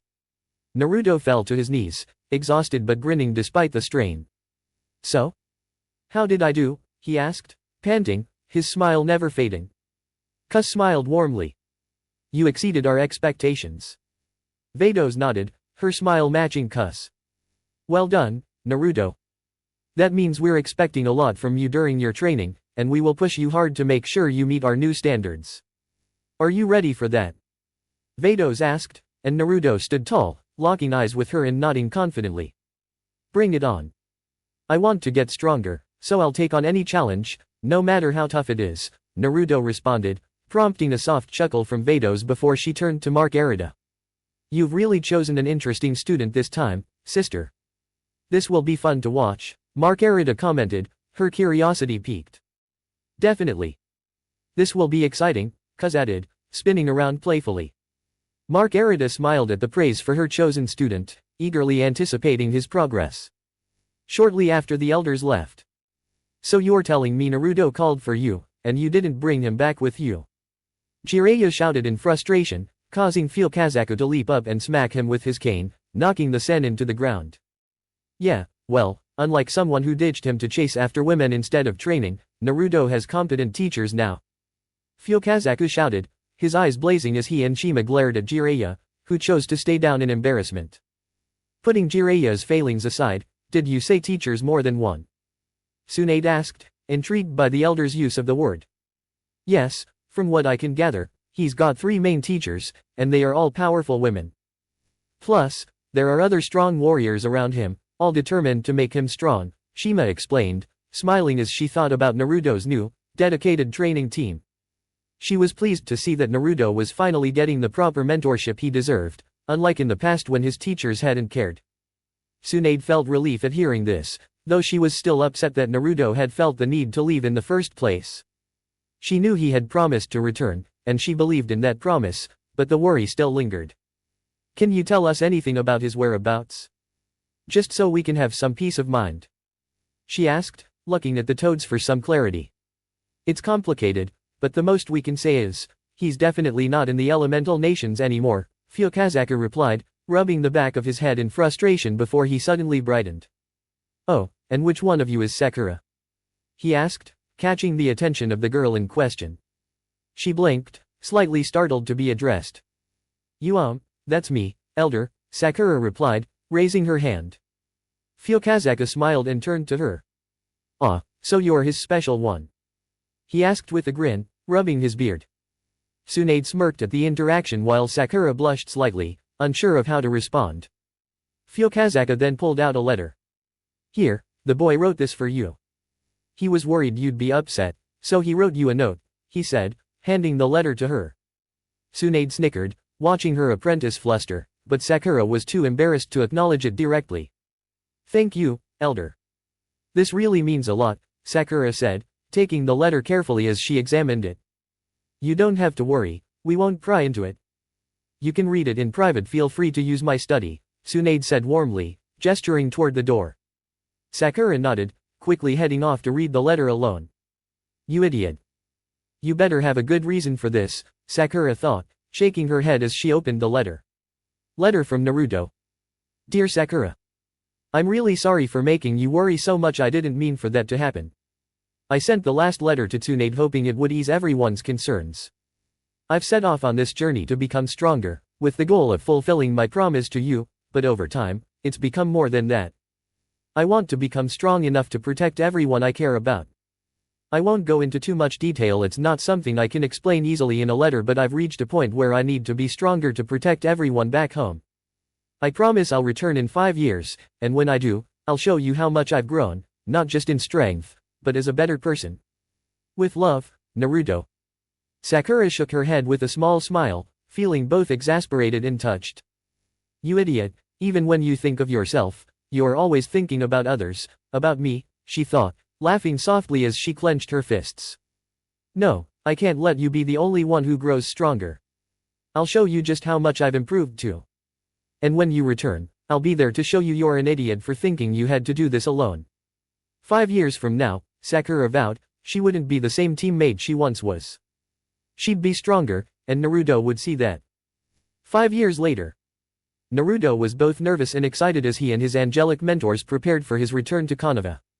His training had been grueling and relentless, with only brief moments of rest as he traveled through different universes, constantly battling and training alongside gods and their followers. He could feel his growth, not just in terms of power, but in the vast experiences he'd gained along the way. From witnessing distant planets, different races, and a myriad of cultures, he'd learned far more than he ever could have imagined, all thanks to his new role as a god of destruction. Now, at 20 years old, Naruto had grown to just over 6 feet tall. His physique was more muscular, yet still lean, not overly bulked up like some others he'd encountered on his journeys. His hair had also grown a bit longer since he first began. Throughout these years, he had kept in touch with the toads, receiving updates from home. It was through them that he'd gotten some news on Sasuke over time. The news was a mix of both good and bad. The toads had informed him that Jiraiya had gotten intel about Sasuke's escape from Orochimaru, narrowly avoiding being overtaken by him. However, Sasuke had left the sun in near death, and since then, Orochimaru had vanished into even deeper hiding. On the plus side, Sasuke had escaped before Orochimaru could take control of his body, which had been a real concern given the 3-year limit on the possession. The downside, however, was that Sasuke had formed a group and was now traveling with others, which made his future actions unpredictable.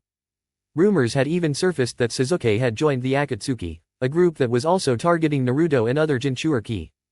Naruto found it particularly surprising, given Sasuke's long-standing obsession with avenging himself against Itachi, who was also a member of Akatsuki.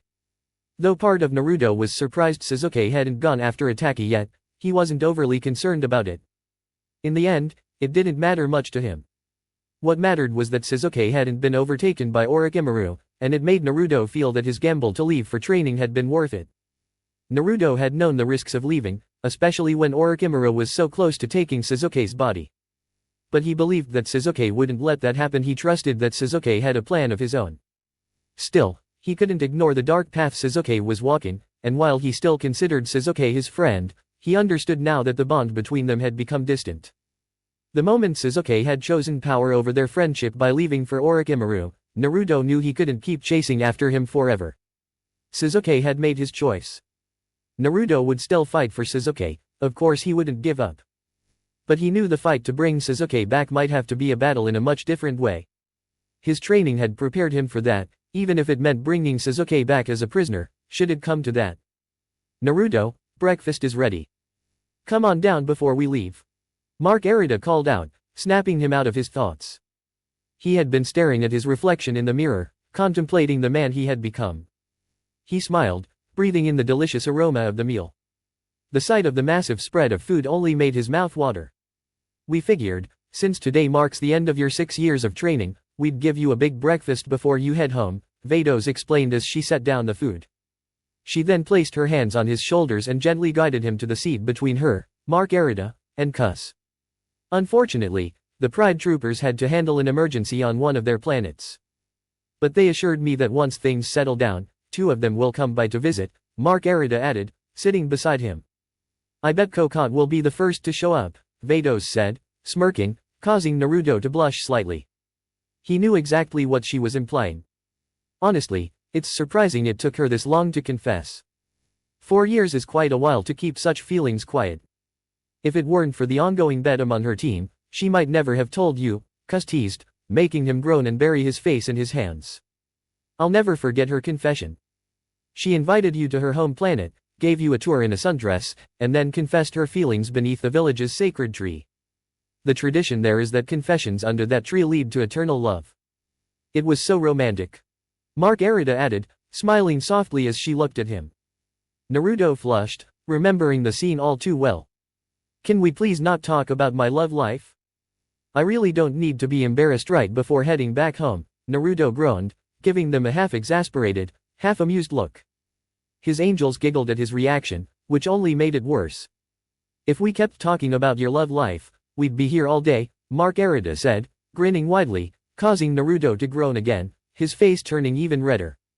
Even Kurama inside his mind was chuckling at the situation. I get it, all right? My love life is complicated. You 3 know that best, he said, looking at his 3 angels, who simply smiled sweetly, their expressions making them seem almost mischievous. True, we would know best, wouldn't we, Naruto-kun? Cus said, and before he could react, she plopped herself down on his lap, making his blush intensify. She leaned back against him, smiling innocently up at him. It's not every day, no, not even every millennium that an angel, let alone 3, fall for someone, Vados remarked with a smile. She leaned against him slightly, tapping her chin thoughtfully. It's quite the feat, Naruto. It shows just how unique you are, in ways that no other god could ever compare, she said softly, her smile filled with warmth as she looked at him, recognizing just how far he had come. The change had been gradual, as nothing in the universe truly happens all at once, especially when it comes to something as complex as love, particularly for a being not used to forming bonds like that. As angels, they were originally only meant to stand by their god's side, assisting in combat and serving as personal attendants. Anything beyond that was never something they were designed to develop. For Marcarita, it started as a small spark over a year spent by Naruto's side. At first, she didn't quite understand it, but eventually, she realized what it was. For Vados and Cus, it was something entirely new, but they noticed it quickly and were equally surprised, although they welcomed it, as their initial interest in Naruto had grown over time.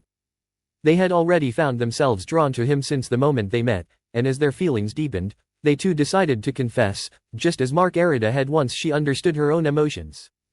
All right, sisters, as much as I enjoy teasing Naruto, I think it's best we let him finish his breakfast so we can leave.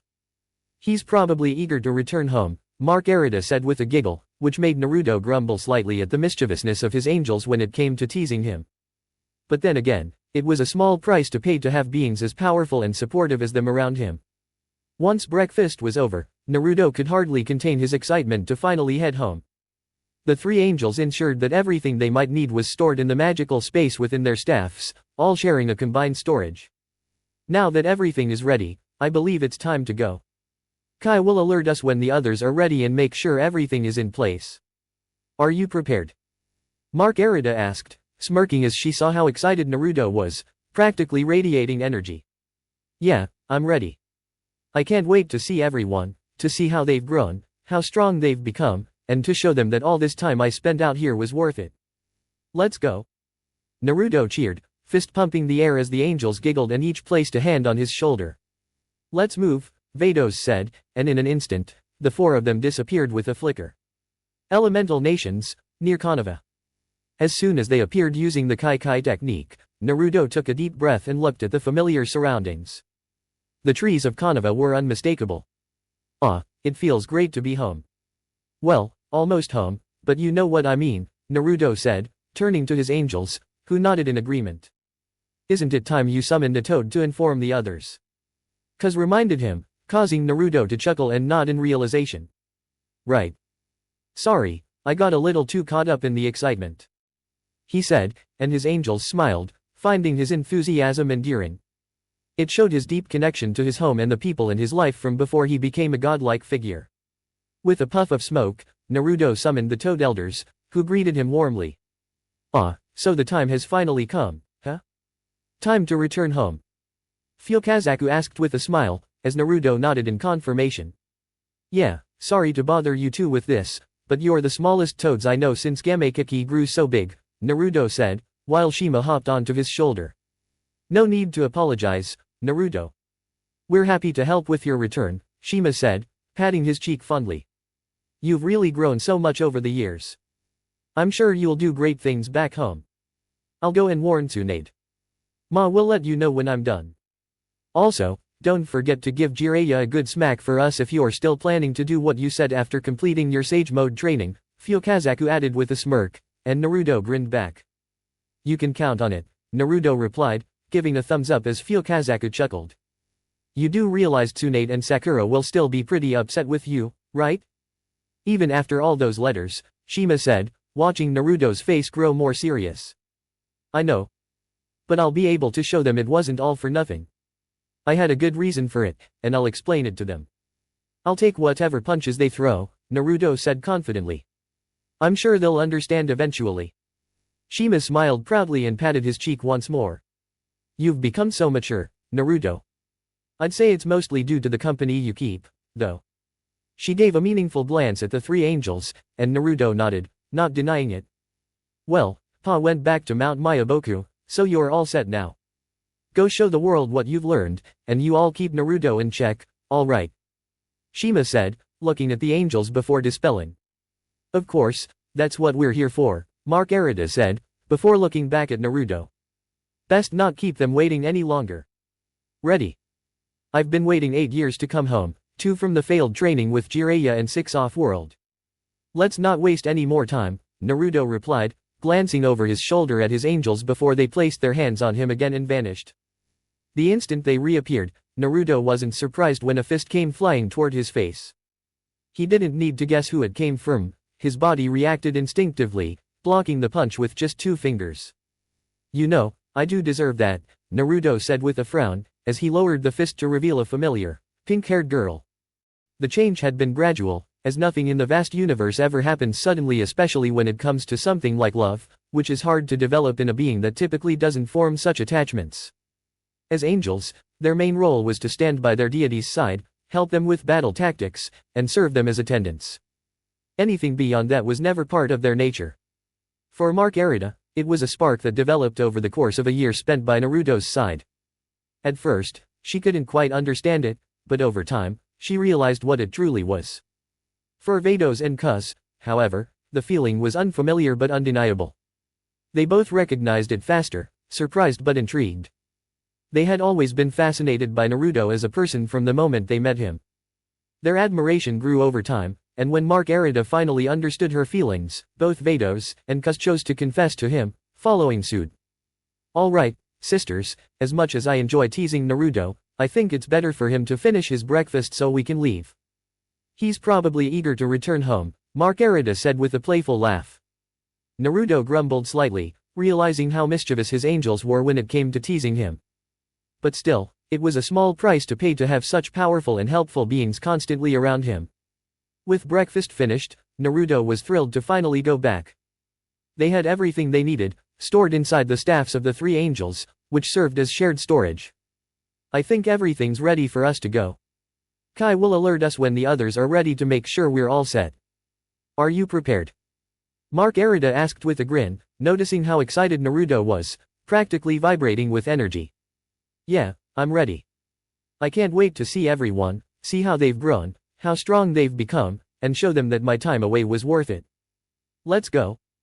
Naruto exclaimed, pumping his fists in the air as the angels giggled and each placed a hand on him. Then let's be on our way, Vados said, and with that, the four of them vanished in an instant. Outside Konoha, elemental nations. As soon as they arrived through the Kai technique, Naruto could tell where they were from the scent of the trees around them. Konoha was unmistakable. Ah, it feels so good to be back. Well, almost back, but you know what I mean. Naruto said, turning around as his angels nodded in agreement. Isn't it time you summoned a toad to let the others know? Kuz reminded him, making Naruto chuckle and nod. Right. I got too excited, sorry about that. Naruto said, as his angels just smiled at his enthusiasm, finding it endearing how attached he was to his home and the people he left behind before becoming a god of destruction. As Naruto performed the summoning jutsu, the smoke cleared to reveal the familiar faces of the Toad Elders. So, it's finally time, huh? Time to head back home. Fukazaku asked, with Naruto nodding. Yeah, sorry to call you guys, but you two are the smallest toads I know since Gemakiki got huge, Naruto explained as Shima waved off his concern. Don't worry about it, Naruto. We're happy to help with your return, Shima said, hopping up to sit on Naruto's shoulder. You've come so far over these years, Naruto. I'm sure you'll do great things for this world, she added, pinching his cheek before Fukazaku cleared his throat. I'll go give Tsunade a heads up, and Ma will let you know when I dispel. Be sure to give Jiraiya a good smack for us if you're still planning to follow through on that promise from when you completed your Sage Mode training, Fukazaku said, and Naruto smirked and nodded. You got it, Naruto said, giving a thumbs up as Fukazaku chuckled, knowing Naruto would keep his word. Then Fukazaku dispelled himself.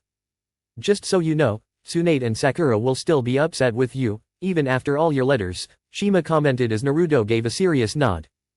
I know, but I'll make them understand. I'll take whatever they throw at me and explain myself. I'm confident they'll get it, Naruto replied, a determined look on his face as Shima smiled proudly, patting his cheek. You've grown so much, Naruto, though I'm sure a lot of it is thanks to the company you keep, Shima said, glancing over at the angels. Naruto nodded in agreement, not denying it. Pa's already gone back to Mount Mayaboku, so you're good to go, Shima added before looking back at the angels. Alright, show them what you've got, and you all keep Naruto in check, okay? Of course, that's what we're here for, Marcarita replied before Shima dispelled herself. Best not to keep them waiting any longer. You ready? Marcarita asked, placing a hand on Naruto's shoulder as he nodded. I've been waiting 8 years to come back too from my failed training with Jiraiya and Six Off-World. Let's not waste any more time, Naruto said, looking over his shoulder at his angels, who placed their hands on him once more before they disappeared in a flash. The moment they reappeared, Naruto didn't need to guess who was coming at him, as a fist was already flying toward his face. His body moved instinctively, catching the punch with just 2 fingers. You know, I deserve that, but it still stings a little that this is how you greet me after all this time, Naruto said with a frown, gently pushing her fist down to reveal the familiar pink-haired face of Sakura. Well? Head over to the training grounds and get ready for us.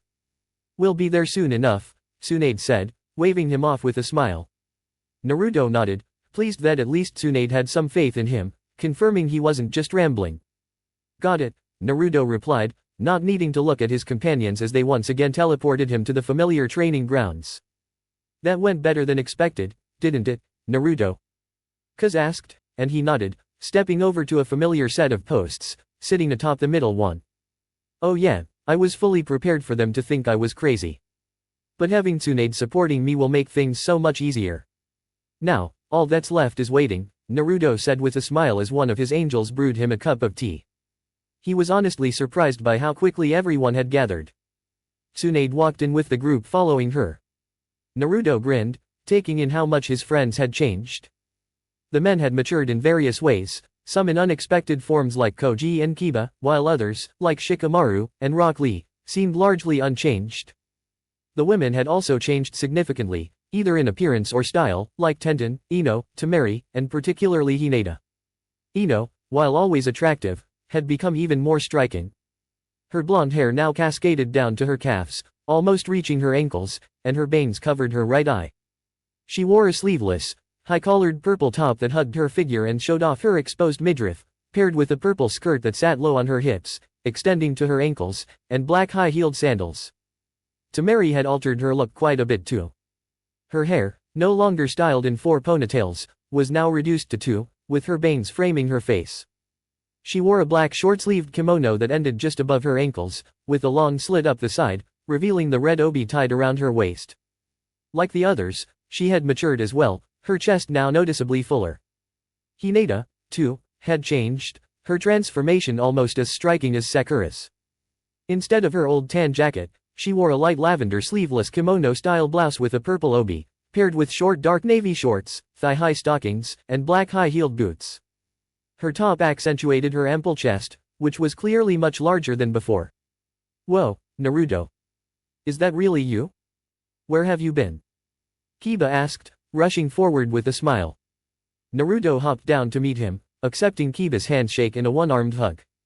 Sorry, been out doing some intense training, traveling around a lot. I couldn't really keep in touch other than telling Tsunade I was coming back, Naruto explained as the others began walking toward him. Sounds troublesome, but it's typical of you, Shikamaru muttered with a slight smile, glad to see his friend back while leaning against a tree, arms crossed. It's great to see all of you again. You've all changed so much, Naruto said, and several of them smiled back at him. I know, I've only gotten more beautiful, don't you think? Ino asked, running her hands down her body with a flirtatious wink and smirk. She then moved behind Sakura. And have you seen Sakura? She's definitely grown in all the right ways. You can thank Tsunade-sama for that. Ino teased, reaching around Sakura to grope her chest, surprising everyone. Naruto observed as Ino's hands sank into Sakura's breasts, causing Sakura to elbow Ino, sending her sprawling on the ground. Ow, you hit me too hard, Ino groaned as she lay on the ground. Sakura, flustered, simply huffed and turned away, embarrassed by the sudden groping. You have to admit, Hinata's also grown up nicely. All thanks to her genes, Ino continued, somewhat recovering as she approached Hinata. She hugged Hinata from behind, placing her arms around her waist and causing the shy girl to step forward, blushing deeply. She's even bigger than Sakura, and that's saying a lot, Ino purred, tracing her finger over Hinata's chest. Hinata blushed even more, closing her eyes tightly. Before the situation could escalate further, Niji cleared his throat beside Hinata, causing Ino to release her and move back to her original position. Ignoring Ino's antics, it's really nice to see you, Temari said, her eyes softening as she looked at Naruto. Gaara has been worried about you, and he appreciates the letters you send him. Naruto smiled. I sent Gaara the same updates I sent you, telling him not to worry and that I'd be back in a few years. I couldn't leave him in the dark, he replied. I'll need to visit him soon, I have a lot to share. But it's great to see you too, I wasn't expecting you to be here when I came back. Temari smiled, looking him over. You've grown so much, Naruto. We'll have to catch up later, but I have to ask, who are these blue women standing behind you? She asked, eyeing the 3 similarly dressed figures. Patience, Temari. Naruto will explain everything, Tsunade said, prompting Temari to nod as she waited for Naruto to address the question. Yeah, I brought everyone here without telling them anything in advance, so you can explain to them all at once, Tsunade said, gesturing for Naruto to begin. Everyone? Does that mean Kakashi and Jiraiya will finally come out from hiding in the trees? Naruto asked with a raised eyebrow, scanning his surroundings before spotting his former teachers dropping down from the trees. So, you can sense chakra now, huh? That's something, Jiraiya remarked, crossing his arms with a frown. But that doesn't excuse ditching my trainin'. You'll soon see that Naruto gained more knowledge from me and a group of allies in a year than from your teachings in 2, Marcarita said with a smile that sent a chill down Jiraiya's spine. Good to see you again, Naruto. You've certainly grown and surrounded yourself with some intriguing company, as always, Kakashi commented, giving Naruto a thoughtful look before his gaze shifted to the women standing by him. It's great to see you too, Kakashi. It's been a while, Naruto replied, noticing the slight frown under Kakashi's mask when he didn't use sensei to address him. However, Kakashi didn't say anything and instead joined the others, with Jiraiya following him. So, what's the reason you've been away for so long? Jiraiya asked, sitting down on a tree stump and crossing his arms, a hint of frustration in his tone. All right, I know everyone has questions, but please hold them until after my demonstration. Trust me, it'll help clarify things. Just try to keep an open mind, Naruto replied, hopping back onto the post. He nodded to his angels, signaling them to begin. Though it was a bit annoying to repeat everything he'd just explained to Tsunade, Sakura, and Shizune, Naruto didn't mind that much. It would be easier than having to explain everything individually. After the explanation, Naruto could see the confusion and shock in everyone's eyes. He held up a hand, silencing their inevitable questions. I know you're all skeptical, but just watch. Stay inside the barrier, Naruto instructed as his angels raised their staffs, forming a glowing green barrier around the group. Do you all doubt my claim of being a god of destruction? Naruto asked, watching as nearly everyone nodded in disbelief, except for a few. Well, just wait and see, he added, summoning an orb of destruction energy into his hand. This is destruction energy, capable of destroying anything it touches. I'll prove it by destroying something, Naruto said, looking up at the sky. That something will be the sun, he added, before releasing the energy towards it. The barrier allowed everyone to witness the event without harm, and they stared in awe as the sun pulsed purple and slowly began to vanish. And now, reset, Vados instructed with a smile, and the sun returned to its original state. What? How? What's happening? Kiba shouted, his jaw hanging open in disbelief. I think Naruto already explained it, Kiba. He proved it by erasing the sun and bringing it back. What I don't understand is how it was done, Neji said, observing closely as the angels dropped the barrier and returned to Naruto's side. That's one of our abilities, Kuz explained. We can rewind time up to 3 minutes if necessary. This is to prevent any undesired destruction. Naruto decided to show you all by destroying and resetting the sun. You're really as troublesome as ever, Naruto, Shikamaru groaned, shaking his head in mock frustration, but there was a smile in his voice.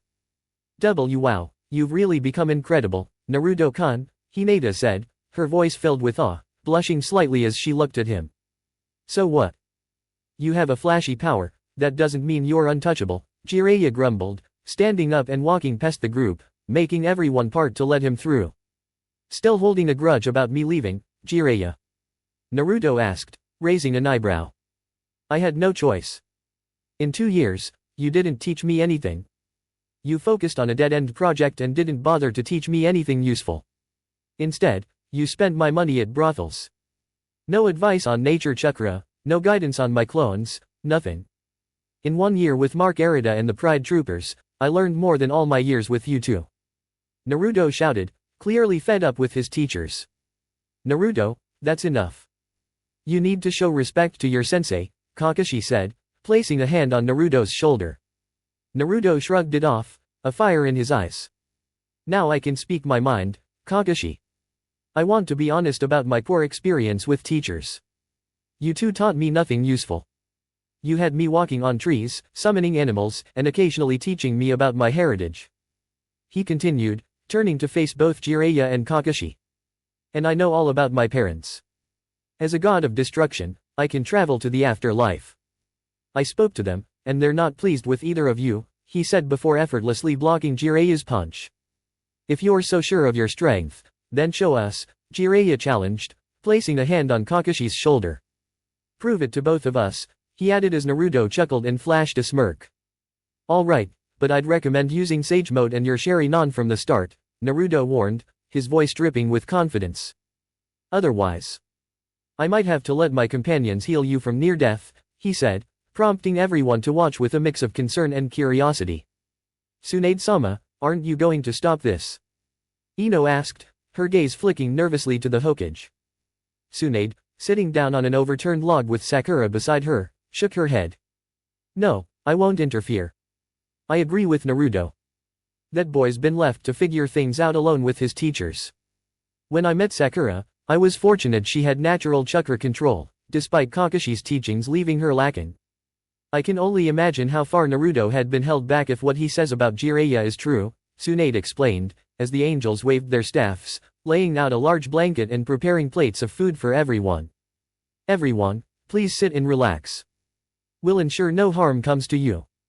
Naruto requested snacks for everyone, thinking this might happen, Vados announced with a friendly smile. The group exchanged wary glances but decided to take a seat. Jiraiya, scoffing, raised an eyebrow. You want me to use Sage Mode? You're that confident, huh? Naruto crossed his arms, his tone serious. Either you use it, or you're not going to survive this fight. Fine, but don't get cocky, Jiraiya muttered, before dropping into his fighting stance, while Kakashi lifted his headband. Naruto simply sighed and cracked his neck. All right then, he said, before vanishing, and appearing right in front of Jiraiya. His fist slammed into Jiraiya's stomach, sending the man flying backward through several trees.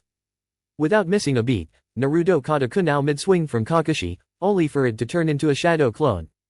Well, at least you're cautious, Naruto noted, walking toward where he sent Jiraiya flying. So, Vados, right? Shikamaru asked, looking up at the angel with the calmest expression he could muster. If you don't mind answering, what exactly are angels? Vados tapped her chin thoughtfully, glancing to the side. We are whatever our god needs us to be. Trainers, secretaries, assistants, we're all siblings, and we work alongside Lord Zeno, she explained, making Kiba run his hands through his hair in disbelief. Wait, so are you the oldest among them? Tenten asked, raising an eyebrow at Vados. Both she and Marcarita chuckled softly before Marcarita responded, actually, no. Cuz. The group turned to see the smallest angel, Cuz, sitting on the ground beside Tsunade, happily munching on cookies.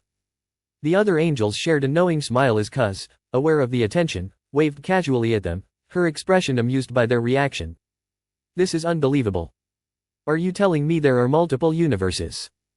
Kiba exclaimed, still struggling to comprehend the magnitude of it all. Yes, 12 universes, to be precise, Ino said, offering a sympathetic smile. It's a lot to take in, but Naruto handled it all. He got thrown into the middle of it after nearly dying to some psycho clown. Kiba blinked, looking over at Naruto in disbelief. Wait, what? Just, watch the fight. Sakura called out, a slight irritation in her voice as she scolded Kiba. As they turned their attention back to the fight, Jiraiya, now leaping out from the trees with a raise-non ready to strike, attempted to catch Naruto off guard. But before he could make contact, Naruto swiftly turned, summoning a raise-non of his own. Their raise-nons collided, struggling against each other until Naruto's overwhelmed Jiraiya's, blasting him back, his hand broken. Jiraiya, his hair spiking upward, barely dodged another raise-non that exploded upon hitting the ground. He gritted his teeth, trying to maintain his composure. Well, you dodged that one. Barely. And that wasn't even full speed, Naruto remarked, before charging up 2 more raise-nons in his hands. Before we continue, Naruto added, turning to Kakashi, no more hiding. He shot a Raisin Ki blast at the ground, completely obliterating it and forcing Kakashi to reveal himself from his underground position. Naruto, this is enough. Stop now. Kakashi called out, barely evading another blast from Naruto. Do you think he's going to take you seriously without Sage Mode? Kurama's voice echoed in Naruto's mind, amusement in his tone. Naruto smirked mentally. Let's hope so. With that, he swatted aside Kakashi's kunai with ease, catching one and tossing it back at Kakashi. The explosion from the bomb tag caused Kakashi to retreat again, but Naruto was relentless, leaping through the ensuing smoke. His hands glowed with destruction energy as he swatted away shuriken and kunai, obliterating them instantly. Sorry Kakashi, but you both started this. You can finish it by admitting how bad your training methods were, Naruto said, narrowing his eyes. While he knew he was being harsh, it felt fair given everything he had experienced under their guidance.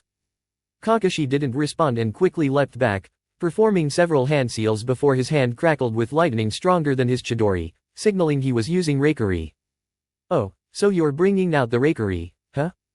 Seems you're serious, Naruto remarked, locking eyes with Kakashi, who shook his head.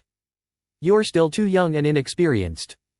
You shouldn't have looked me in the eyes as a Jinchuriki, Kakashi said confidently, believing he had caught Naruto in a genjutsu. But Naruto just sighed and shook his head.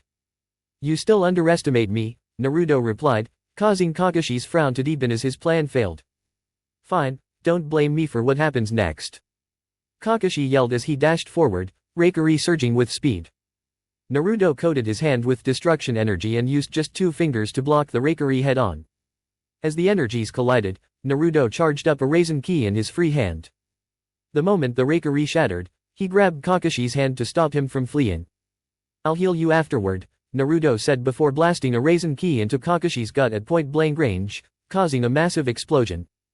After the blast subsided, Naruto released his grip, letting Kakashi fall to the ground, unconscious but alive. One down, one left, Naruto muttered, sensing Jiraiya's presence again.